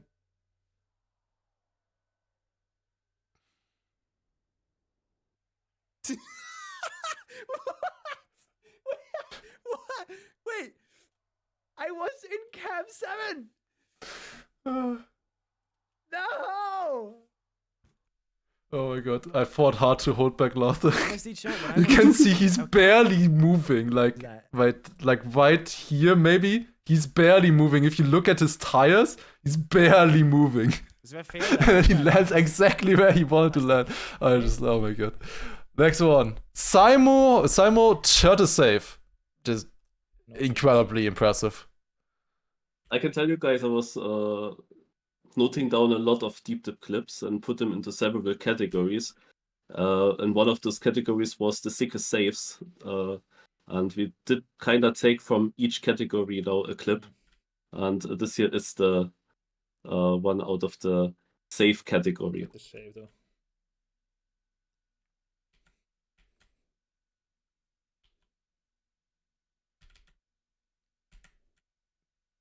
And he was able to continue. Insane. Insane, this turtle combination, everything. Knowing that there's a beam there and landing on it, just like this. And he also has to perfectly manage the speed as he's dropping down there as well. Insane. Insane. But yeah, we had a lot of other categories at first, but I pushed back quite hard to just get one clip or one deep dip clip because for obvious reasons looking at the current uptime of the stream. Next one is the virtual double save that we want to include as well on floor 11. This one was especially remarkable. Yeah, this was also a save. I want to go back. I want to go back. I want to go back. This is possible. Okay, we're gonna try. Left side. Oh yeah. Okay, a bit more on the left side of the jump this time. More there. Oh. Saving it like that I can twice. save this. One more boost. One more boost.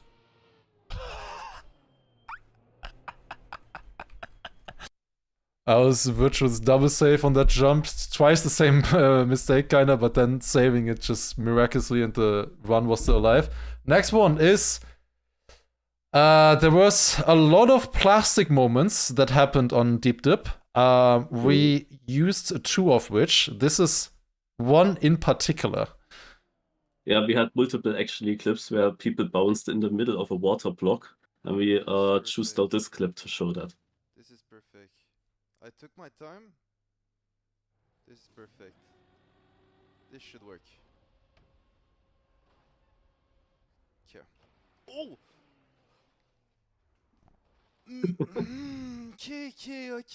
Okay. So, Okay, it's correct, it's correct. a few things with this. First of all, he says multiple times, this is perfect, but he gets a double plastic bounce. He bounces in the water, bucked in the water, and then on the top as well. That's ridiculous. That's so ridiculous that is possible. Next one. This is Massa and Birdie with the unlucky horn. Here you go. Yeah, I had also Horn of the Year as a category. This is very funny. And every time he goes, when he goes. Oh, that is so unlucky. No!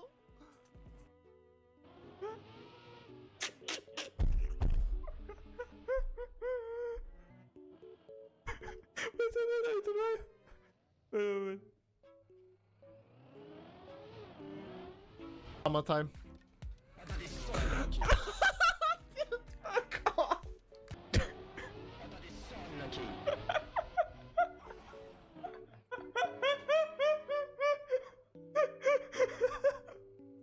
Complexity.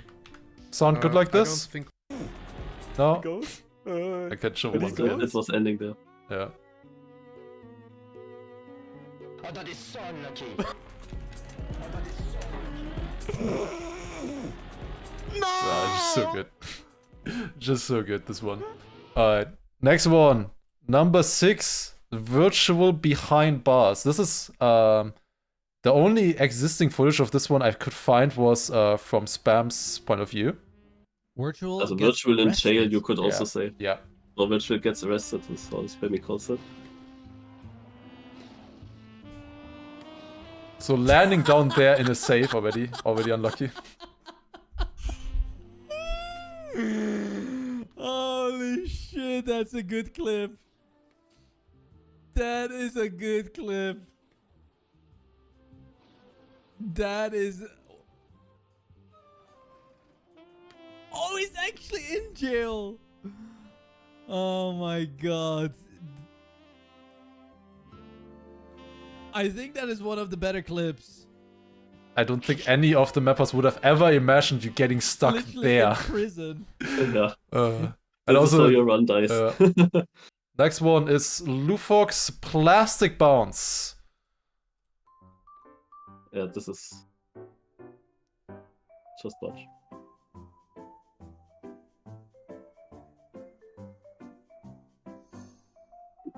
So A what really happened there? lucky save. So he fails the jump completely on the side and then bucks on the plastic bounce to fly all the way up there and then just makes it anyways. How in the world? This jump, by the way, alone had like 10 different clips or something. This thing, like people bouncing out there on the plastic, so many things. Oh, it's so much. Oh, yeah, this as well or something.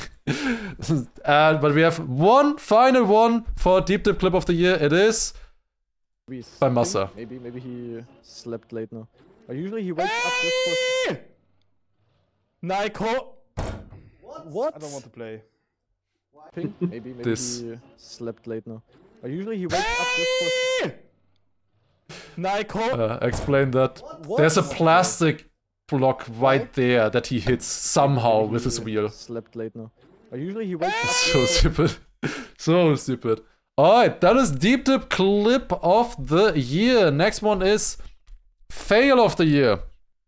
This one also including the Deep Dip as well, I believe. The first one we have is Cover Day Double DNF. Yeah, top 4 rounds here.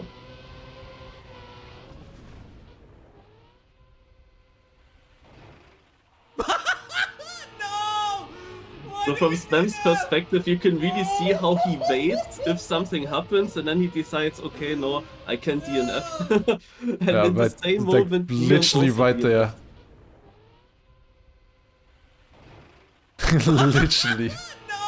Literally perfect timing. Next one. One of the more tragic fails. Well, very iconic. Bren. On training on Deep Dip 2. Last floor.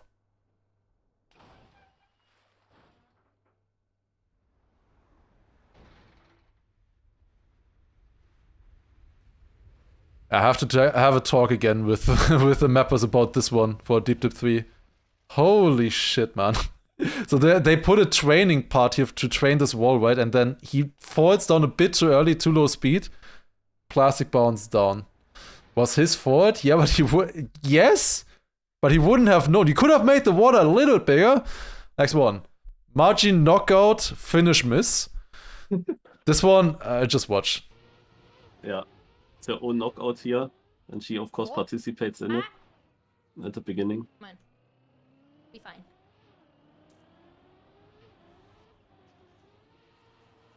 So, and there's the finish. She has 28 seconds left. Oops.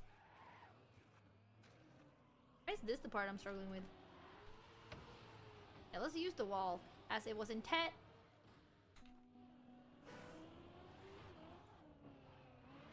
Why am I struggling with this more than the flip?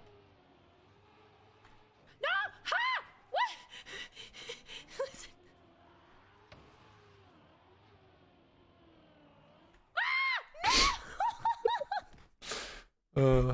She would have been in as well. There's more knockouts, more DNFs. Impressive. Honestly impressive. Now this one, very important as well. This one deserves a special mention. This track here that Flex is playing is Disintegration, called Disintegration, and it is an 80 checkpoint long trial. He is 10 hours into his run, and the last checkpoint is unrespawnable. It is unrespawnable, the last checkpoint. So all of the other ones you can respawn as normal, of course, but this one is unrespawnable, and you have a timer as well. A timer running down before you screen goes black. And of course, Flex decides to do this. Wait, 222 checkpoints.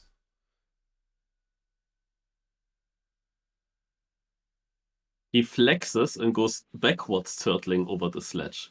It is not meant to be done backwards, but he just flexes.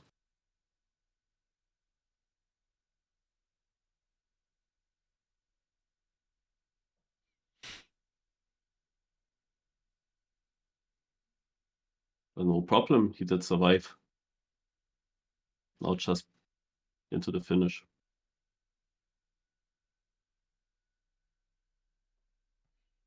That's how it ends.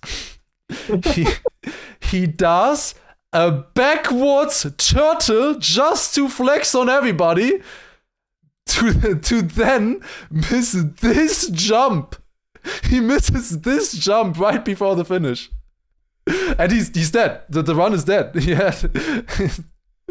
Yeah, he was forced to delete the run, exactly. It's unrespawnable. The run is over. That's crazy. Then this one, also on deep dip, floor 14, close to world record. I'm not proud of this.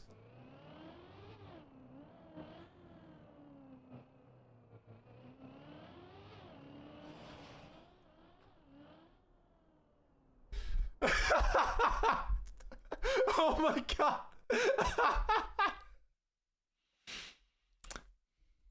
So, we have been 160 hours into Deep Dip, and I think it's showing. I think it's showing. You don't need any speed, you idiot! Why do you get speed? Okay, next one is also a Deep Dip with Yoyano. Yoyano finally getting back to floor 8. Floor 8. Floor 8. We are back. We are back. It's time.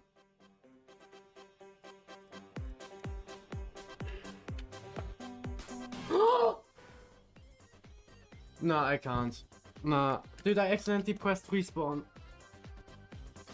I tried 4 hours to get up to floor 8 and I accidentally pressed respawn. I just love the ending of it. To get up to floor 8 and I accidentally pressed respawn. 4 hours. Imagine spending 4 hours and then respawning. Damn. Alright, 2 more. We have fail of the year. Another very, very unfortunate one. I was so sad about this one. It is Mother on World of Tompos on the last checkpoint on world record pace by a minute. He's on a 45 pace. The world record is a 46.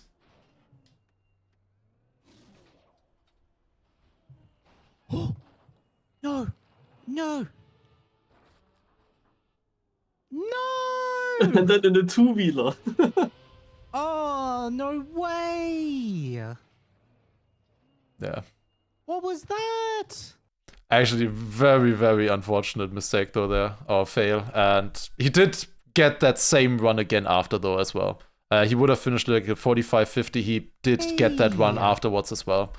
So eventually he did at least get that run again, but definitely added a lot of painful days after. All right, and the very last one in fail of the year is virtual Kaki fail. 3 finishers, kind of crazy. Ice, and then where do you land with the ice? You bug slide. Into the wall? Yeah. And then backflip over there. Oh, it's very mean to put it as ice blocks in the ending. You say no, no, Form. I was gonna. Oh, that was such a good clip. It's specifically because of what Janik says. Backflip over there. Oh, it's very mean to put it as ice blocks in the ending. You say no, no. Like, you can't have better timing on that. You literally can't have better timing. Alright.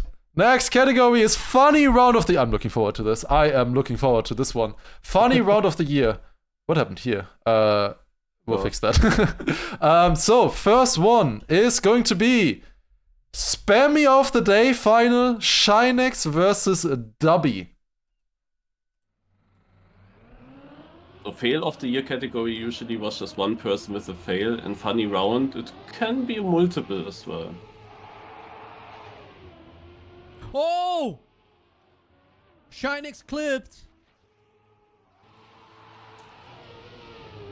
Has a little bit more speed by the looks of it.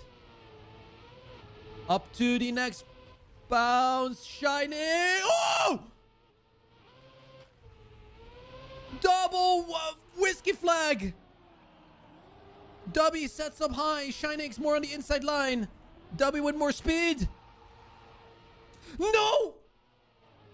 And Shinex! When you think it's over. When you think it's over and you've seen everything. Oh, this is so good. Up to the next bounce. Shinex! It's so good how you can see both of them and the finish.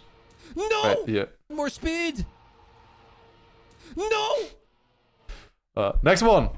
It is Fast Learn League Marius versus Granadi. This is like reverse cup mode, so it's basically a finalist round for Marius. Just because of the turn before though. Yeah, Granadi was extremely dominant in this cup, but at this point when only I was left, he didn't make the identity clean anymore. Hello? Yeah, Granadi crashing there, Marius crashing, Granadi crashing again. Oh my god! What are you guys doing? Wait, this is close. Does this work? No! No! No! There's no way! What? What are you doing? The thing is, we both thought maybe you can overjump to the finish with that speed. We both had the same idea. We both crashed the last turn. No! No! No! And it's 200s, and also Marius survives because he was in last chance. Next one is World Tour. High quality gameplay, as you can imagine. Double finalist round, Matt Hyper versus Mars. Gets the gear, gets a really good line, misses the gear as well, but no big deal. Almost falls off the map. Even gets a no slide snap and hole in one, ladies and gentlemen. Oh no! Dog shit map, Alta, start horning, Matt, because you cannot respawn on this part of the map, buddy. Oh, yeah, you can. Wait, he can. But we have a battle is on right now. It is Mars with a comeback. It might happen. The end will decide everything.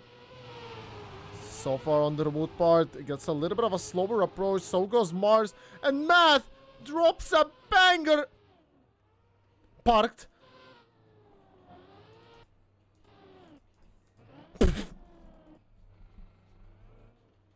He's playing a whiskey triumph. Double finalists, ladies and gentlemen. Alright. And the fourth one here, this one requires some explanation. Yeah, indeed. Maybe pause in the beginning. Yeah. Here. So you see, Hostile and Saka are both finalists, and Dudu is 1 point away from finalist. So now we play this round. Oh no. It ends with an ice slide. Like, how are they all missing it so close? Incredible.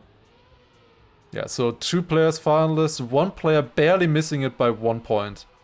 Saka a little bit in the behind lead, him. but Hostile finalist in second place, Saka like in fifth. Oh no! Oh wait, it's the same time. And Didi. And now following things happen. The top 4 players, they all slid out simultaneously. And then we have Saka got through together with Didi. They finished with the same time. But Didi in the alphabet is in front, so he gets the points. He was only 1 point away though from finalists. Yeah. And Saka got denied like that, who was already finalist. Yeah, Like, what the fuck? like the That's so many chances of things. something like this happening are so small. An exact tie with finalists after so many people crashing away. Then we also have Spammy of the And Day it's going to be final. the 1v1 Dennis left versus right. It's left versus right. useless John Sith, I think. Yep. Also we can say the top 3 round was extremely exciting. Extremely good round. Very close between everyone. The top 2 take each a different route here around the queue. GG. Wait, what? Oh! Hä? Was ist das denn? I don't know what happened there when he went away with the Camp 7, but like you can see, of course, one of them crashing, the other is far in lead. Dennis is far in the lead. This He's guy coming is crashing. around. Dennis is. GG. Spam expects Dennis to come now. Wait, what?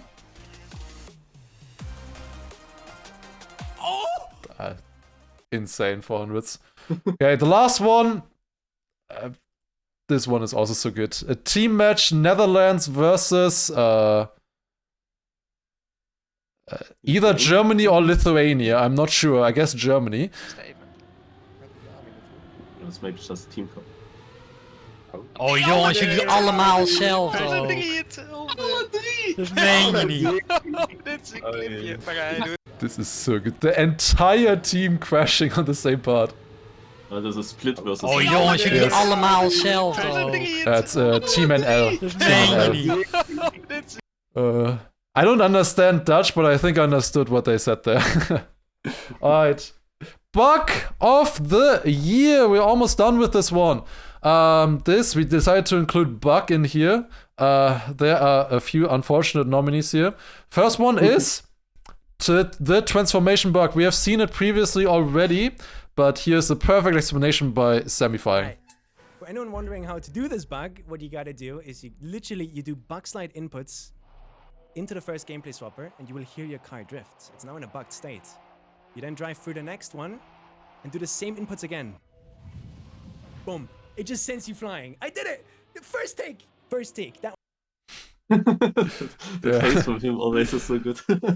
Yeah, it was famously, of course, used on that track to set a new world record, a new cut world record. The next one is Virtual Explores the Void on Deep Dip. This one right here. If you try to make me do...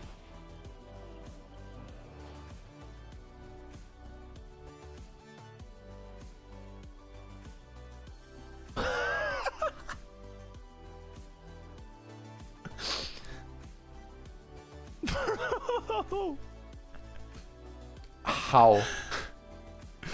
This... If you try to make me do... And he's stuck. He has to reset If now. you try to make me do... Insane. I don't know. Yeah, nice game. Then we also have a techie video of finding out how bumpers behave with Fragile.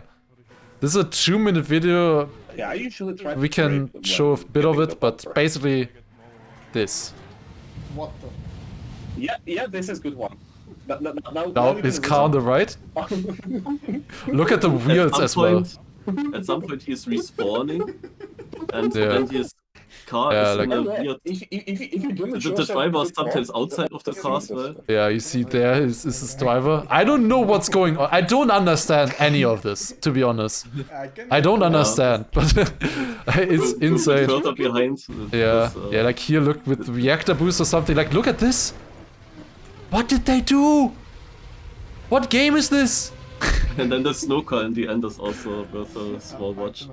Huh?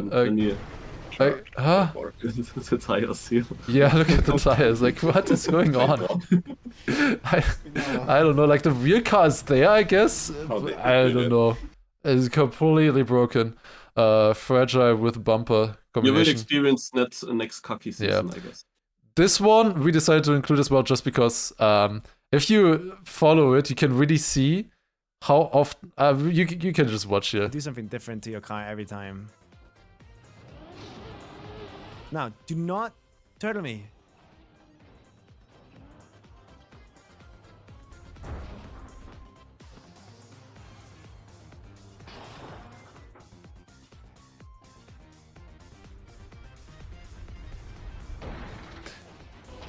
So the thing in particular that I find so insane about this, half of the time he's on the platform when he's lagging, and then he's not, and then he's on the platform again, then he's not, then he's on the platform, then he's not, and then eventually he falls. Of course it's not, I mean, it kind of is a bug, these kind of lags, so, but yeah, we wanted to include that as well. Next one is the fifth one. There were many yeets or weird behavior that happened with the snow car or other altered cars with moving blocks. But in the end, we decided on this to showcase it with this bug with this one, because there were also more bugs after as well. Luck maps are not the worst thing to get. What? No way! How? That still exists? Yeah, this was an in-bong cup. There was one bug to start off with, and then landing bug one. Landing bug as well! What the fuck? My game is so cursed today. It's just Like, there was full two curse. bugs so far this one. What the another landing bug! Hello? I think that was just that's another landing bug. 4 or 5 bugs in one run, and especially starting off with this. What? But yeah, there were many others that used this as well. Some, surprisingly, this is actually consistent, and some people even use that in tracks as well. But yeah, then we also have this moment in Cup of the Day Div 1 history. First round of the cup.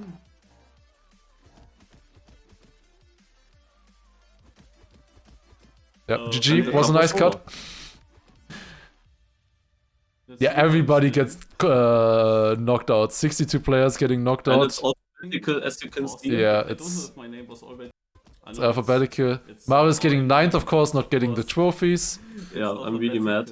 Yeah, and Argo, no, Andy Baguette winning over Argo. Of course, close fight there, close fight. I don't know. Victory, Yeah. definitely. Then we also have this one, Formula E last turn lag. Yeah, I can explain here. Basically, there's one more sector to go, and Stufz is in the lead in front of Wosal by 3 seconds, but Stufz doesn't have energy anymore, only 0.4%. He will have to coast until the finish line, so the tension is high. Can Wosal overtake Stufz, which is 300 euros prize money more? If he Number overtakes. 21 at this rate, not even the last corner, the penultimate corner, but I think it should be fine. The gap is still at 3.1 at the present moment, but it's a long stretch. Stufz is now officially in lit mode. There you go. Wosal might be having it. Wosal will be having it indeed. Oh, no, huge crash! No way! Drama in the championship! Wosal has completely... Yeah. He got a huge lag right at the last turn. Wosal might be having it. Wosal will be having it indeed. This is, I don't know. This makes me so frustrated. Insane. Insane. Yeah, that happens in a competition like that is Really, really unfortunate. Also, we got a light from Chris, by the way, who, by the way, just to mention this again, Kübe Chris in the chat has cooked up this entire website, and apparently the website is also working fast and well now again. So you can also use it. Of course, once we are done with this, every category will be done. You still have 1 week to select all of the different nominees who you want to vote for. But yeah, apparently it is working a little bit better now. But yeah, insane job on this to cook for just the awards here. Yeah, we really good effort, and yeah, helped us a lot with this.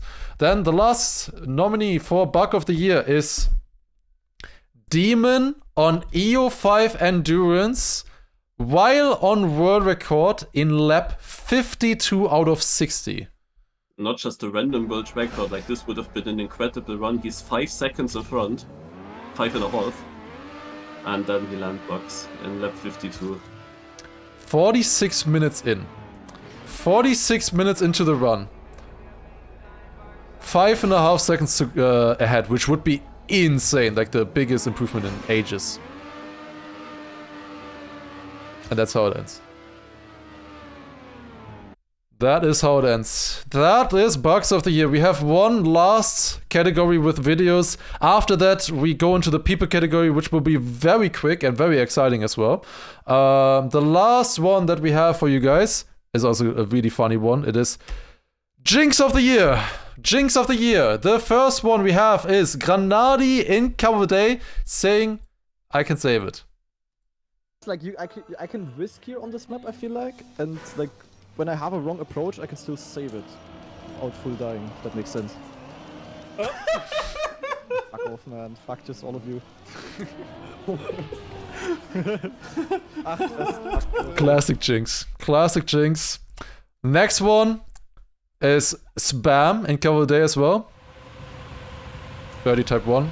If Beta wins this, I'm gifting him 10 subs tomorrow.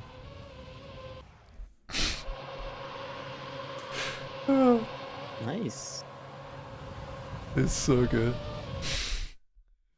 Alright, third Jinx is Samifying. Are you sure?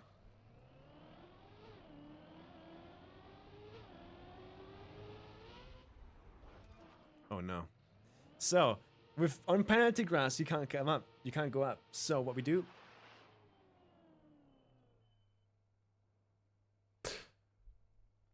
Bit of a different Jinx. We wanted to include this one because it's like so different. He's preparing a speech and an explanation and everything, and then he just goes up. Like, oh no. So, with on penalty grass, you can't come up. You can't go up. So what we do? Yeah, reverse Jinx, exactly. Also really good. Ryan as well here. On platform, a platform map, trying to complete it in 0 respawns in the platform over an official track. You do well, G-Wolf. You definitely have a lot of potential, that's for sure. Oh fuck. Oh no. Oh no. Mods. Mods, get me out the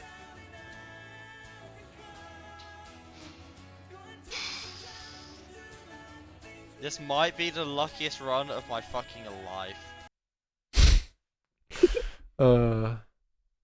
Classic. Ending off that cliff. This might be the luckiest I know how it run continues, of my but I fucking didn't know it life. could also end here. Nice. Alright. Fifth one is by Appos. Imagine in matchmaking. hitting gold and your first opponent is me. Hey, to be fair, there's no better pro to... Oh.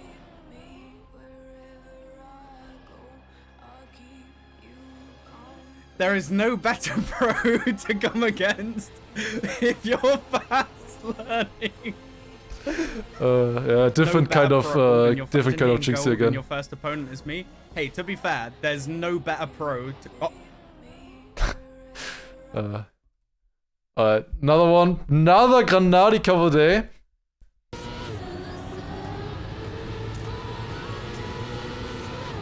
I'm gonna spectate Yannick's. I don't know why, but I have the feeling something funny is happening. Lol. Tschüss mit Ös, Yannick! See you in the next cup! No way, Granadi. Please never spectate me. Oh my god. Okay, 2 more left. Janik casting, spectating on Deep Dip. Oh, that's a nail biter. Ooh. Virtual's on 6. Oh, I see. Okay, we gotta check Virtual out then.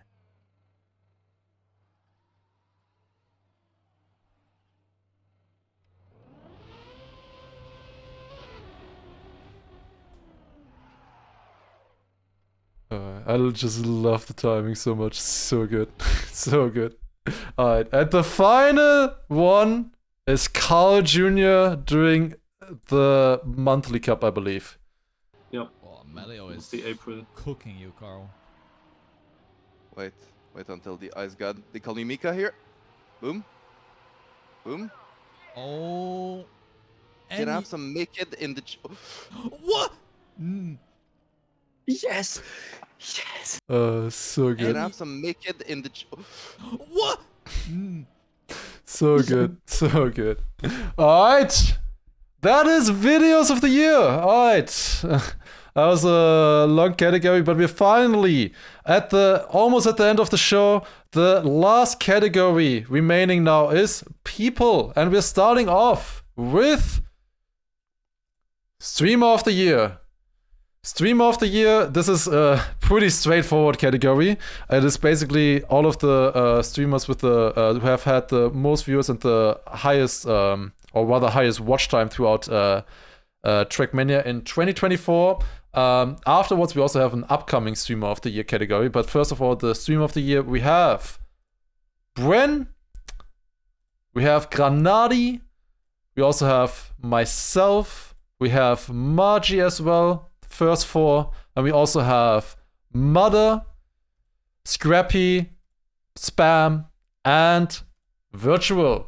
Basically, the top 8, if you look through any kind of metrics on over the year of 2024 in Trackmania.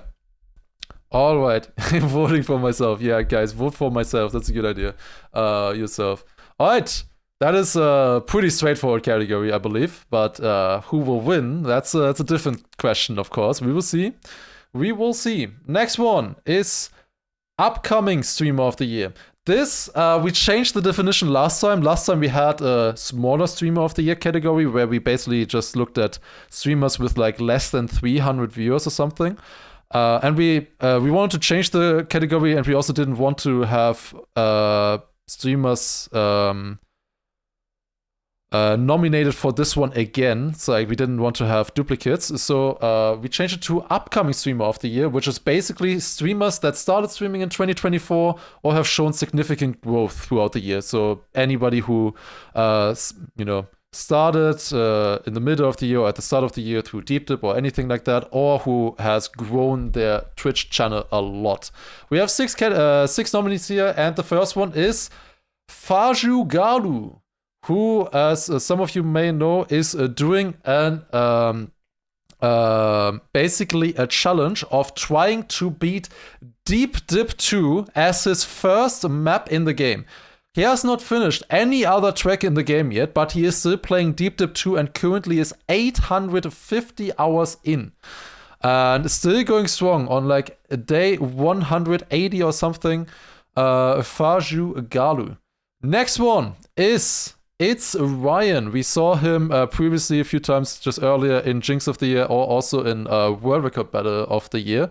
We have Ryan has been streaming a lot more throughout the year, doing a lot of variety and different things. Definitely has grown as a streamer. Next one is Lakanta, who we want to showcase as well, also because he's doing a special challenge, which is that he's working on the project to finish all tracks on Trackmania Exchange. I think he's at around like 80,000 or something tracks so far. He's trying to finish all of them and doing that on his stream. Next one we have is Maniac, also shown multiple times earlier. Lots of world records, lots of hunting. He has grown a lot throughout the year, usually streaming in the night for European viewers, and yeah, his stream has grown a lot, and yeah, great hunter, has achieved lots of great things in TN 2020 and other games, as we will maybe see later again as well. Then the fifth one we have is Samifying, of course.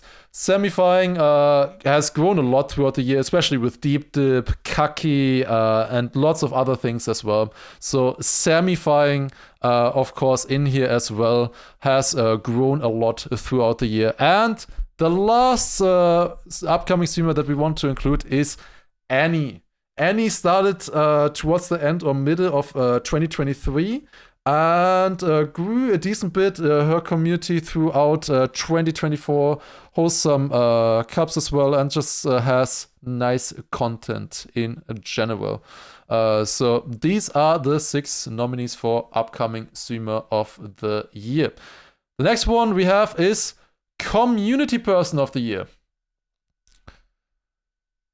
Yeah. And the first one is Bö. Exactly. Maybe click on details. Yes, of course. Yeah, he was helping a lot in organizing events. Literally what stands here, particularly with server plugins. Yeah. Bö has participated a lot for events and made lots of things possible. We have Big Bang as well. Yeah. He was doing this gbx.net tour, where you could then get tracks from the older games into Trackmania 2020, alongside other things. Yeah, and he worked a lot on it, refined it, and now you can port full tracks into the game as well, with scenery and all the blocks and everything from like Rally, Desert, and all of that stuff. Next one is Shakalu. Yeah, he's a cup hoster and a streamer. He hosts 4 cups each week. We didn't mention those now in the other community with regular cups. His Survivor Cup is pretty known. There are quite a lot of players, which is a special time attack knockout format. But his 20 Cup is also a very special format where you have to hit exactly 20 seconds or get consistently close to finishing such a time. All of his cups have very unique styles. That's why it's quite interesting. And he hosts 4 each week. Yeah, especially noteworthy how much he does for the community, hosting 4 different cups a week. I believe at some point even more, and unique formats as well. So that's great to see. Next one is Import. Obvious, hosted XP Evo, and also in general doing a lot with Evo as well. Obvious nomination here, and of course also helping with other things as well. The next one is Cam. Of course, as we said earlier, he helped organize the Comic-Con Baltics event, but also in general just has been like the helping hand for a lot of people in Trackmania and helped organize a lot of things. Next up, Nitro Find. Yeah, he is organizing the team news Discord and everything in it. All the transfers, all the weekly procs, the whole events that he pushes in. Like that is just a lot of work that he does, and amazing to have such a nice overview about all the cups that happen, all the transfers that happened.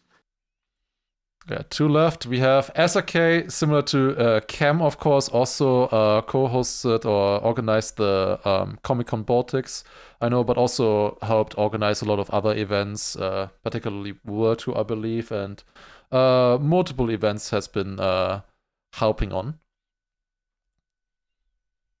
And then the final one, of course, it was alphabetical. Xertroff, the creator of plugins such as Dips++, Editor++, Map Together, basically repairing this game, creating new modes, new functionality, stuff like moving blocks, custom bumpers, all of that stuff.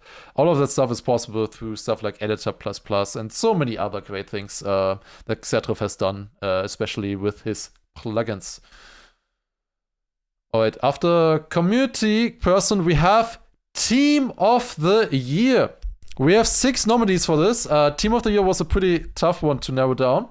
But the teams that were chosen are Four Wheels as the first one.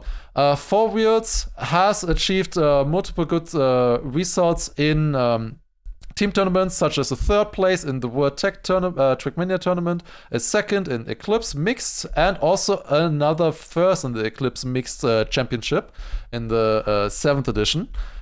Another team that we have is, of course, Big, who particularly helped organize multiple events like the Big LAN race at the Gamescom, Volvic Duo Dash, Big Egg Monthly Cup, Maspus as well, and so many other things as well. Yeah, of one course. thing is missing, the selector. Big The selector. selector as well, yeah, of course. Hosting a selector event and bringing in 2 new academy drivers. I think they also hired a new analyst recently as well.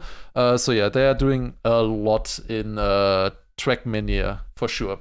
Then after Big, we have Evo. Of course, hosting XP Evo, but especially just playing everything. They play Ice, they play Mix, they play Tech, they play Full Speed as well. And I think they have multiple like lineups then for the competitions. Evo you can find everywhere. It's like first place Major Tech Series, second place in the Eclipse Mixed Championship, Major Tech Series, they're second place. They're just everywhere to be found. Then, of course, we also have Shift. We have Shift, especially also for Tech and Full Speed. World Tech Trackmania, they got first place in Season 2, then also Major Tech Series in Spring and in Fall, they managed to win. So all the bigger tech tournaments. They also won the Speed Premiership as well, the Full Speed League, they got second place, and many good results for Shift throughout the year. Then, 5th place, we have a bit of a different team, but we felt it was worth to include. Of course, very different and hard to compare with the others. It is Waypoint. Waypoint, of course, a mapping team. They hosted the 3WP Volume 2 tournament and also the Nomad Duo trial tournament, where people played in duos on a trial map and tried to discover them. And they also just built for every single map pack and tournament, and they are just basically seen everywhere. Then they also made a campaign, right? Yeah, that's the one that I mentioned there. But they probably so this is this yeah, one. Okay. yeah, exactly. Yep. Then for the final one, we have Wumbo. Wumbo, another one of the teams that play a lot of these team tournaments. They got first place in the Fast Point League. They also got first place in the Eclipse Mixed Championship as well. You basically always see like Wumbo, Shift, Evo, and Four Wheels there. Major Tech Series, they got third, fourth in the Major Tech Series Fall as well. So good results as well. That are the teams of the year. We'll see who will take it. Then there is only 4 categories left. Next up is Caster of the Year. This one, of course, is a very subjective one. All the casters mentioned here have casted many tournaments. And yeah, let's hop right in with the first one being Boney. Of course, I believe casted the grand final of the World Cup, but also casted a lot of events like in XP Evo and lots of other tournaments as well. For every single one of these nominees, you can always also see the Liquipedia entry as well, where all of their broadcasts are listed if you want to check out exactly what they casted, if you are interested in that. Then, of course, we have GG. We heard him earlier in Formula E, also casting XP Evo, and so many other things as well. GG, of course, worth a mention here as well. Then we have Legion as well, particularly casted, I believe, the semi-final or consolation final in XP Evo. Great cast there, bouncing off well with GG especially. And yeah, a great cast from Legion.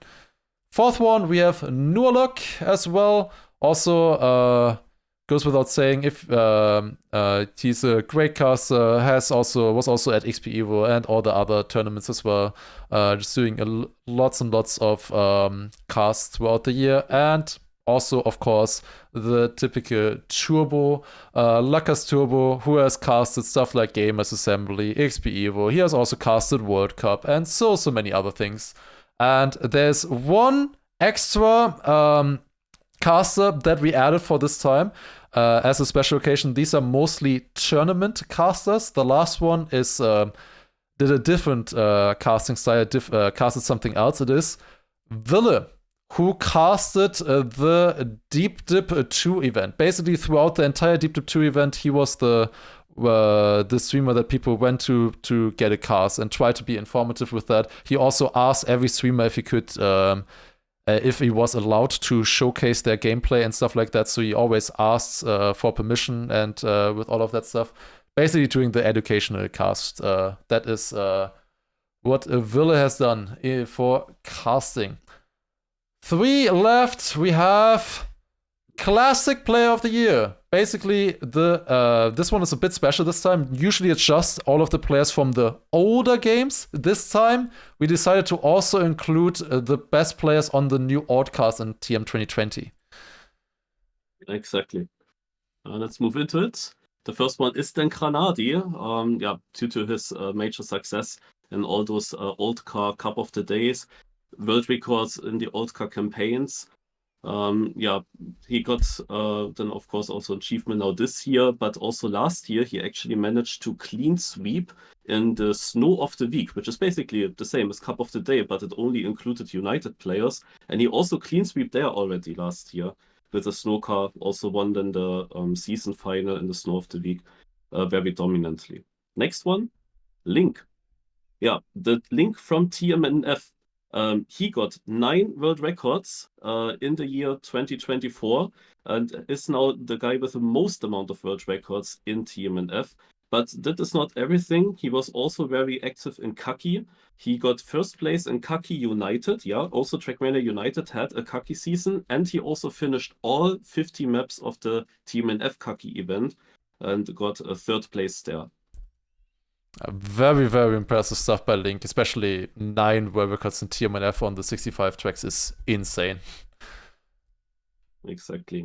So Meep, here we were a bit unsure because you saw it earlier in the comeback of the year, he didn't win Gamers Assembly, even though he was, of course, the first one at finalist status. But nevertheless, he got 23 new world records in the TM2 campaign. He also won the SCL Canyon Solo League. And in the Canyon Leagues, there were 2 of them, Canyon Team Leagues. He lost them both. His team was slightly weaker, but the maps itself, he was top fracking basically every time in the grand finals. So he still showed that he is the guy to beat in Canyon. Yeah, next one is Neko. Yeah, Neko, of course, desert specialist. Very known now.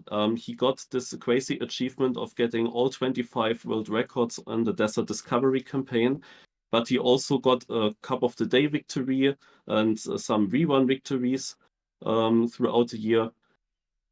And he, of course, and that is very important, he won the summer season thanks to his Desert World Records. Yeah, next one, probably unknown player for most of you. There are several people also getting a lot of world records in Trackmania United, but of course in different environments. Shock got a lot rally records, and then there is a battle on island with teleport bugs and so on. And Prof, however, stands out the most because he got 52 world records on Nadeo tracks, mainly on Bay and Coast, but also occasionally on other environments. A quick mention as well, this is not the mapping prof that builds like the SpeedTech maps in TM 2020. This is a United prof. They have the same name. They have 52 world records. Also mentioning for Link, it's not the same Link as the mapper with the track of the days. Yes, lots of links. So then we got Sander. Yeah, Sander, Vini Vidi Vici, I wrote. He played 1 Cup of the Day on a snowcar map. Once he figured out that there is a risky finish, he denied Granati's clean sweep and also won the cup. And that was his only Cup of the Day. So he has now a 100% winning rate. He was then battling Granati also in multiple other campaign tracks. And in the Rally Discovery campaign, he has a record that I wanted to include the world record of the year, but we in the end didn't do it. On map 25 in the Rally Discovery campaign, he is literally 4 seconds in front of second place. Like, he has no competition there. He is in his own league. Yep, that is Classic Player of the Year. All right, and then we have 2 categories left. Starting off with Most Improved Player of the Year. First one being Brinken. We decided to include Brinken here. Of course, he had very, very strong performances in team competitions and also in Nordic tournaments, like Swedish tournaments and stuff like that, in general Nordic tournaments. He also was picked up by ITB as an academy driver throughout the year, just showing his prowess, and he has also been, in general, been doing really well. Maybe searching for a new team, I don't know. Then the next one is Charles, who really showed up in American tournaments. We have seen him perform in multiple there. It was often him against Noisia, who was also doing really well. But yeah, he has won a lot of tournaments there. Also came through. A lot of people found or saw him for the first time in the World Tour tournaments. Oh yeah, Charles is the second nominee. Third one is Hendo. Yeah, here I can maybe say a little bit. We saw him already earlier with this crazy streak of 10 Cup of the Day and rerun wins in a row. Overall, he got the most wins of anyone in reruns this year. Overall, he got 87 rerun victories just alone in 2024. And also, of course, within the streak, his first Cup of the Day victories as well. Yeah. Most improved, of course, doesn't necessarily mean the player that is now the fastest or the best out of all of them. It's just the player who has made the biggest jump in performance in exactly. In that is important to say. Yeah. Next one is Jadon. Of course, he has. If you look at his Liquipedia page, he has played so many tournaments throughout the year. It's insane. Like it feels like 40-50 tournaments or something.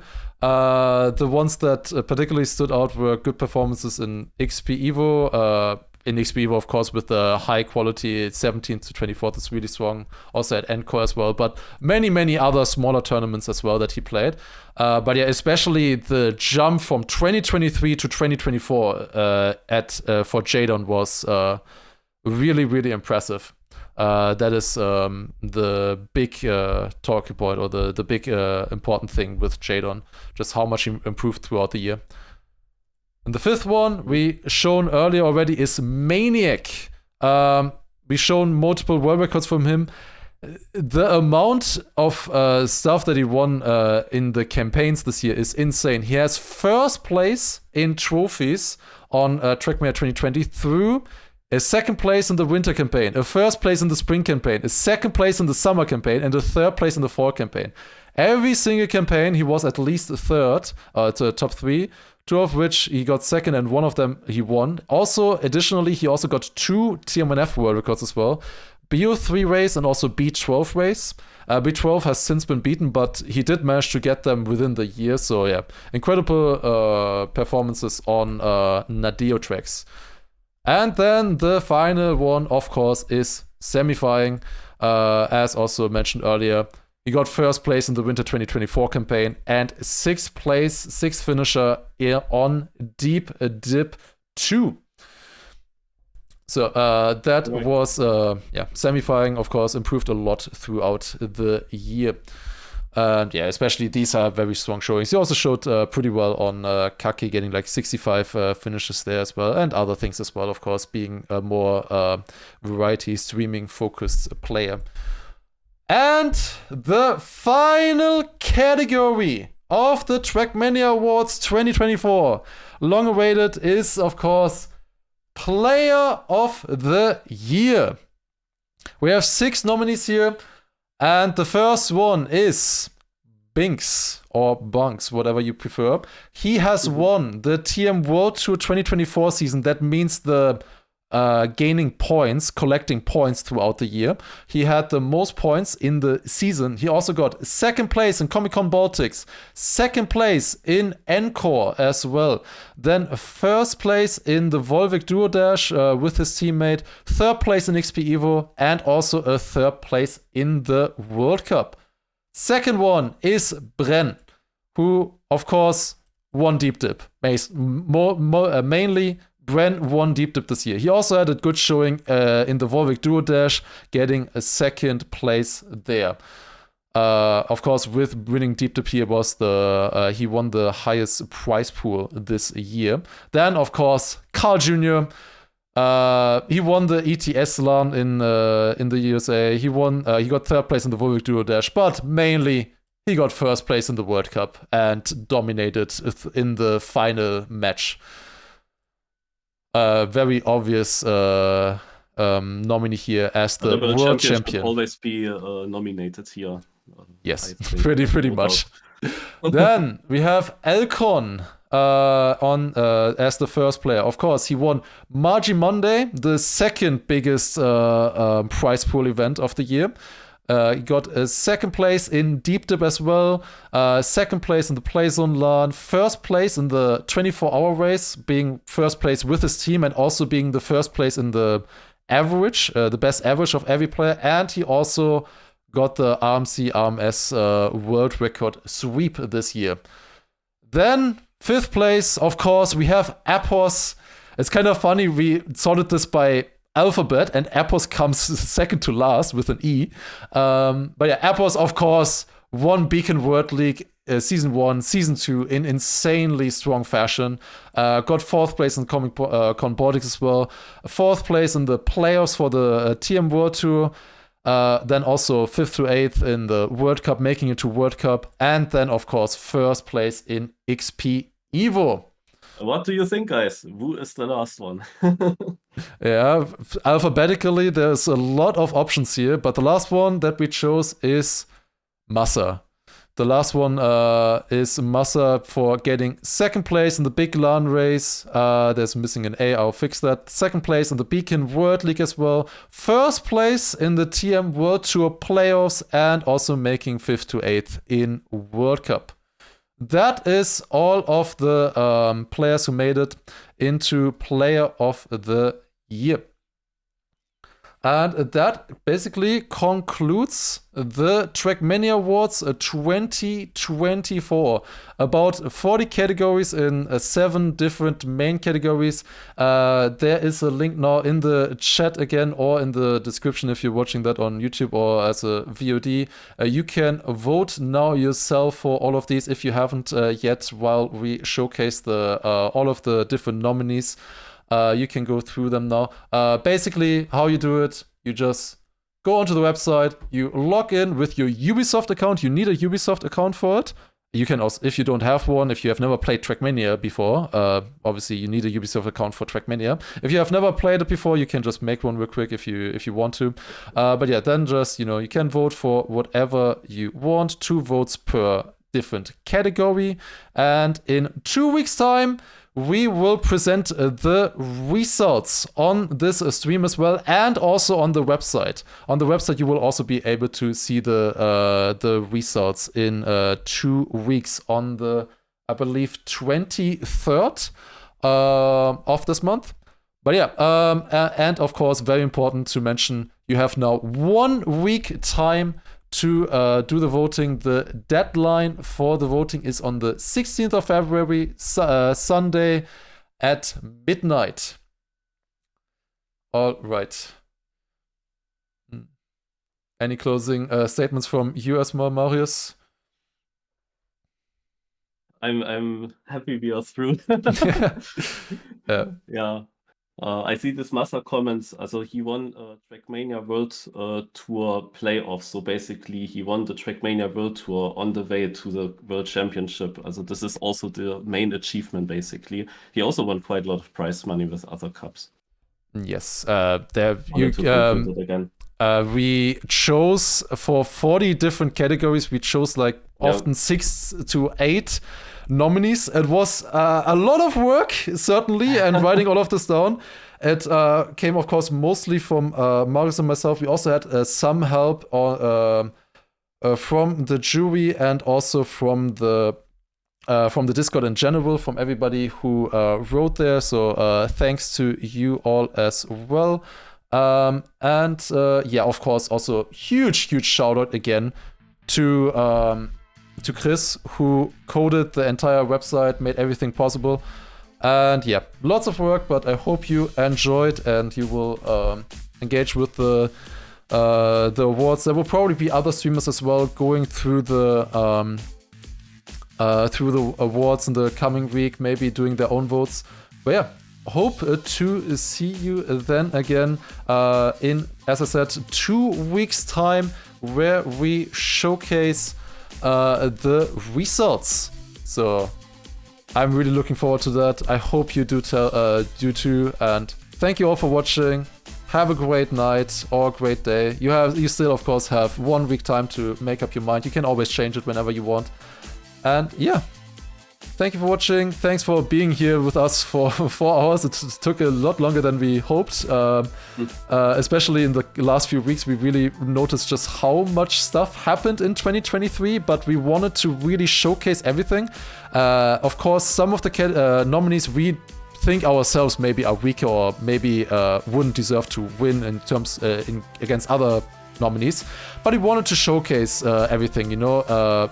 Just the nominations is just a way to give respect, give exposure to a lot of people and a lot of things that people achieved throughout the year. Did I say 2023? Well, 2024, of course. And the Trackmania Awards show us also a possibility in the future. You can go back and see what happened in that particular year, and this sums up everything. It sums literally up the whole story of Trackmania, everything that happened.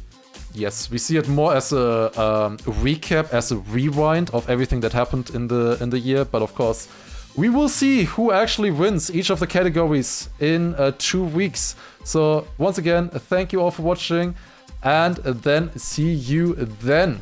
Take care, everybody. Have a good night. Bye. Bye. Bye bye.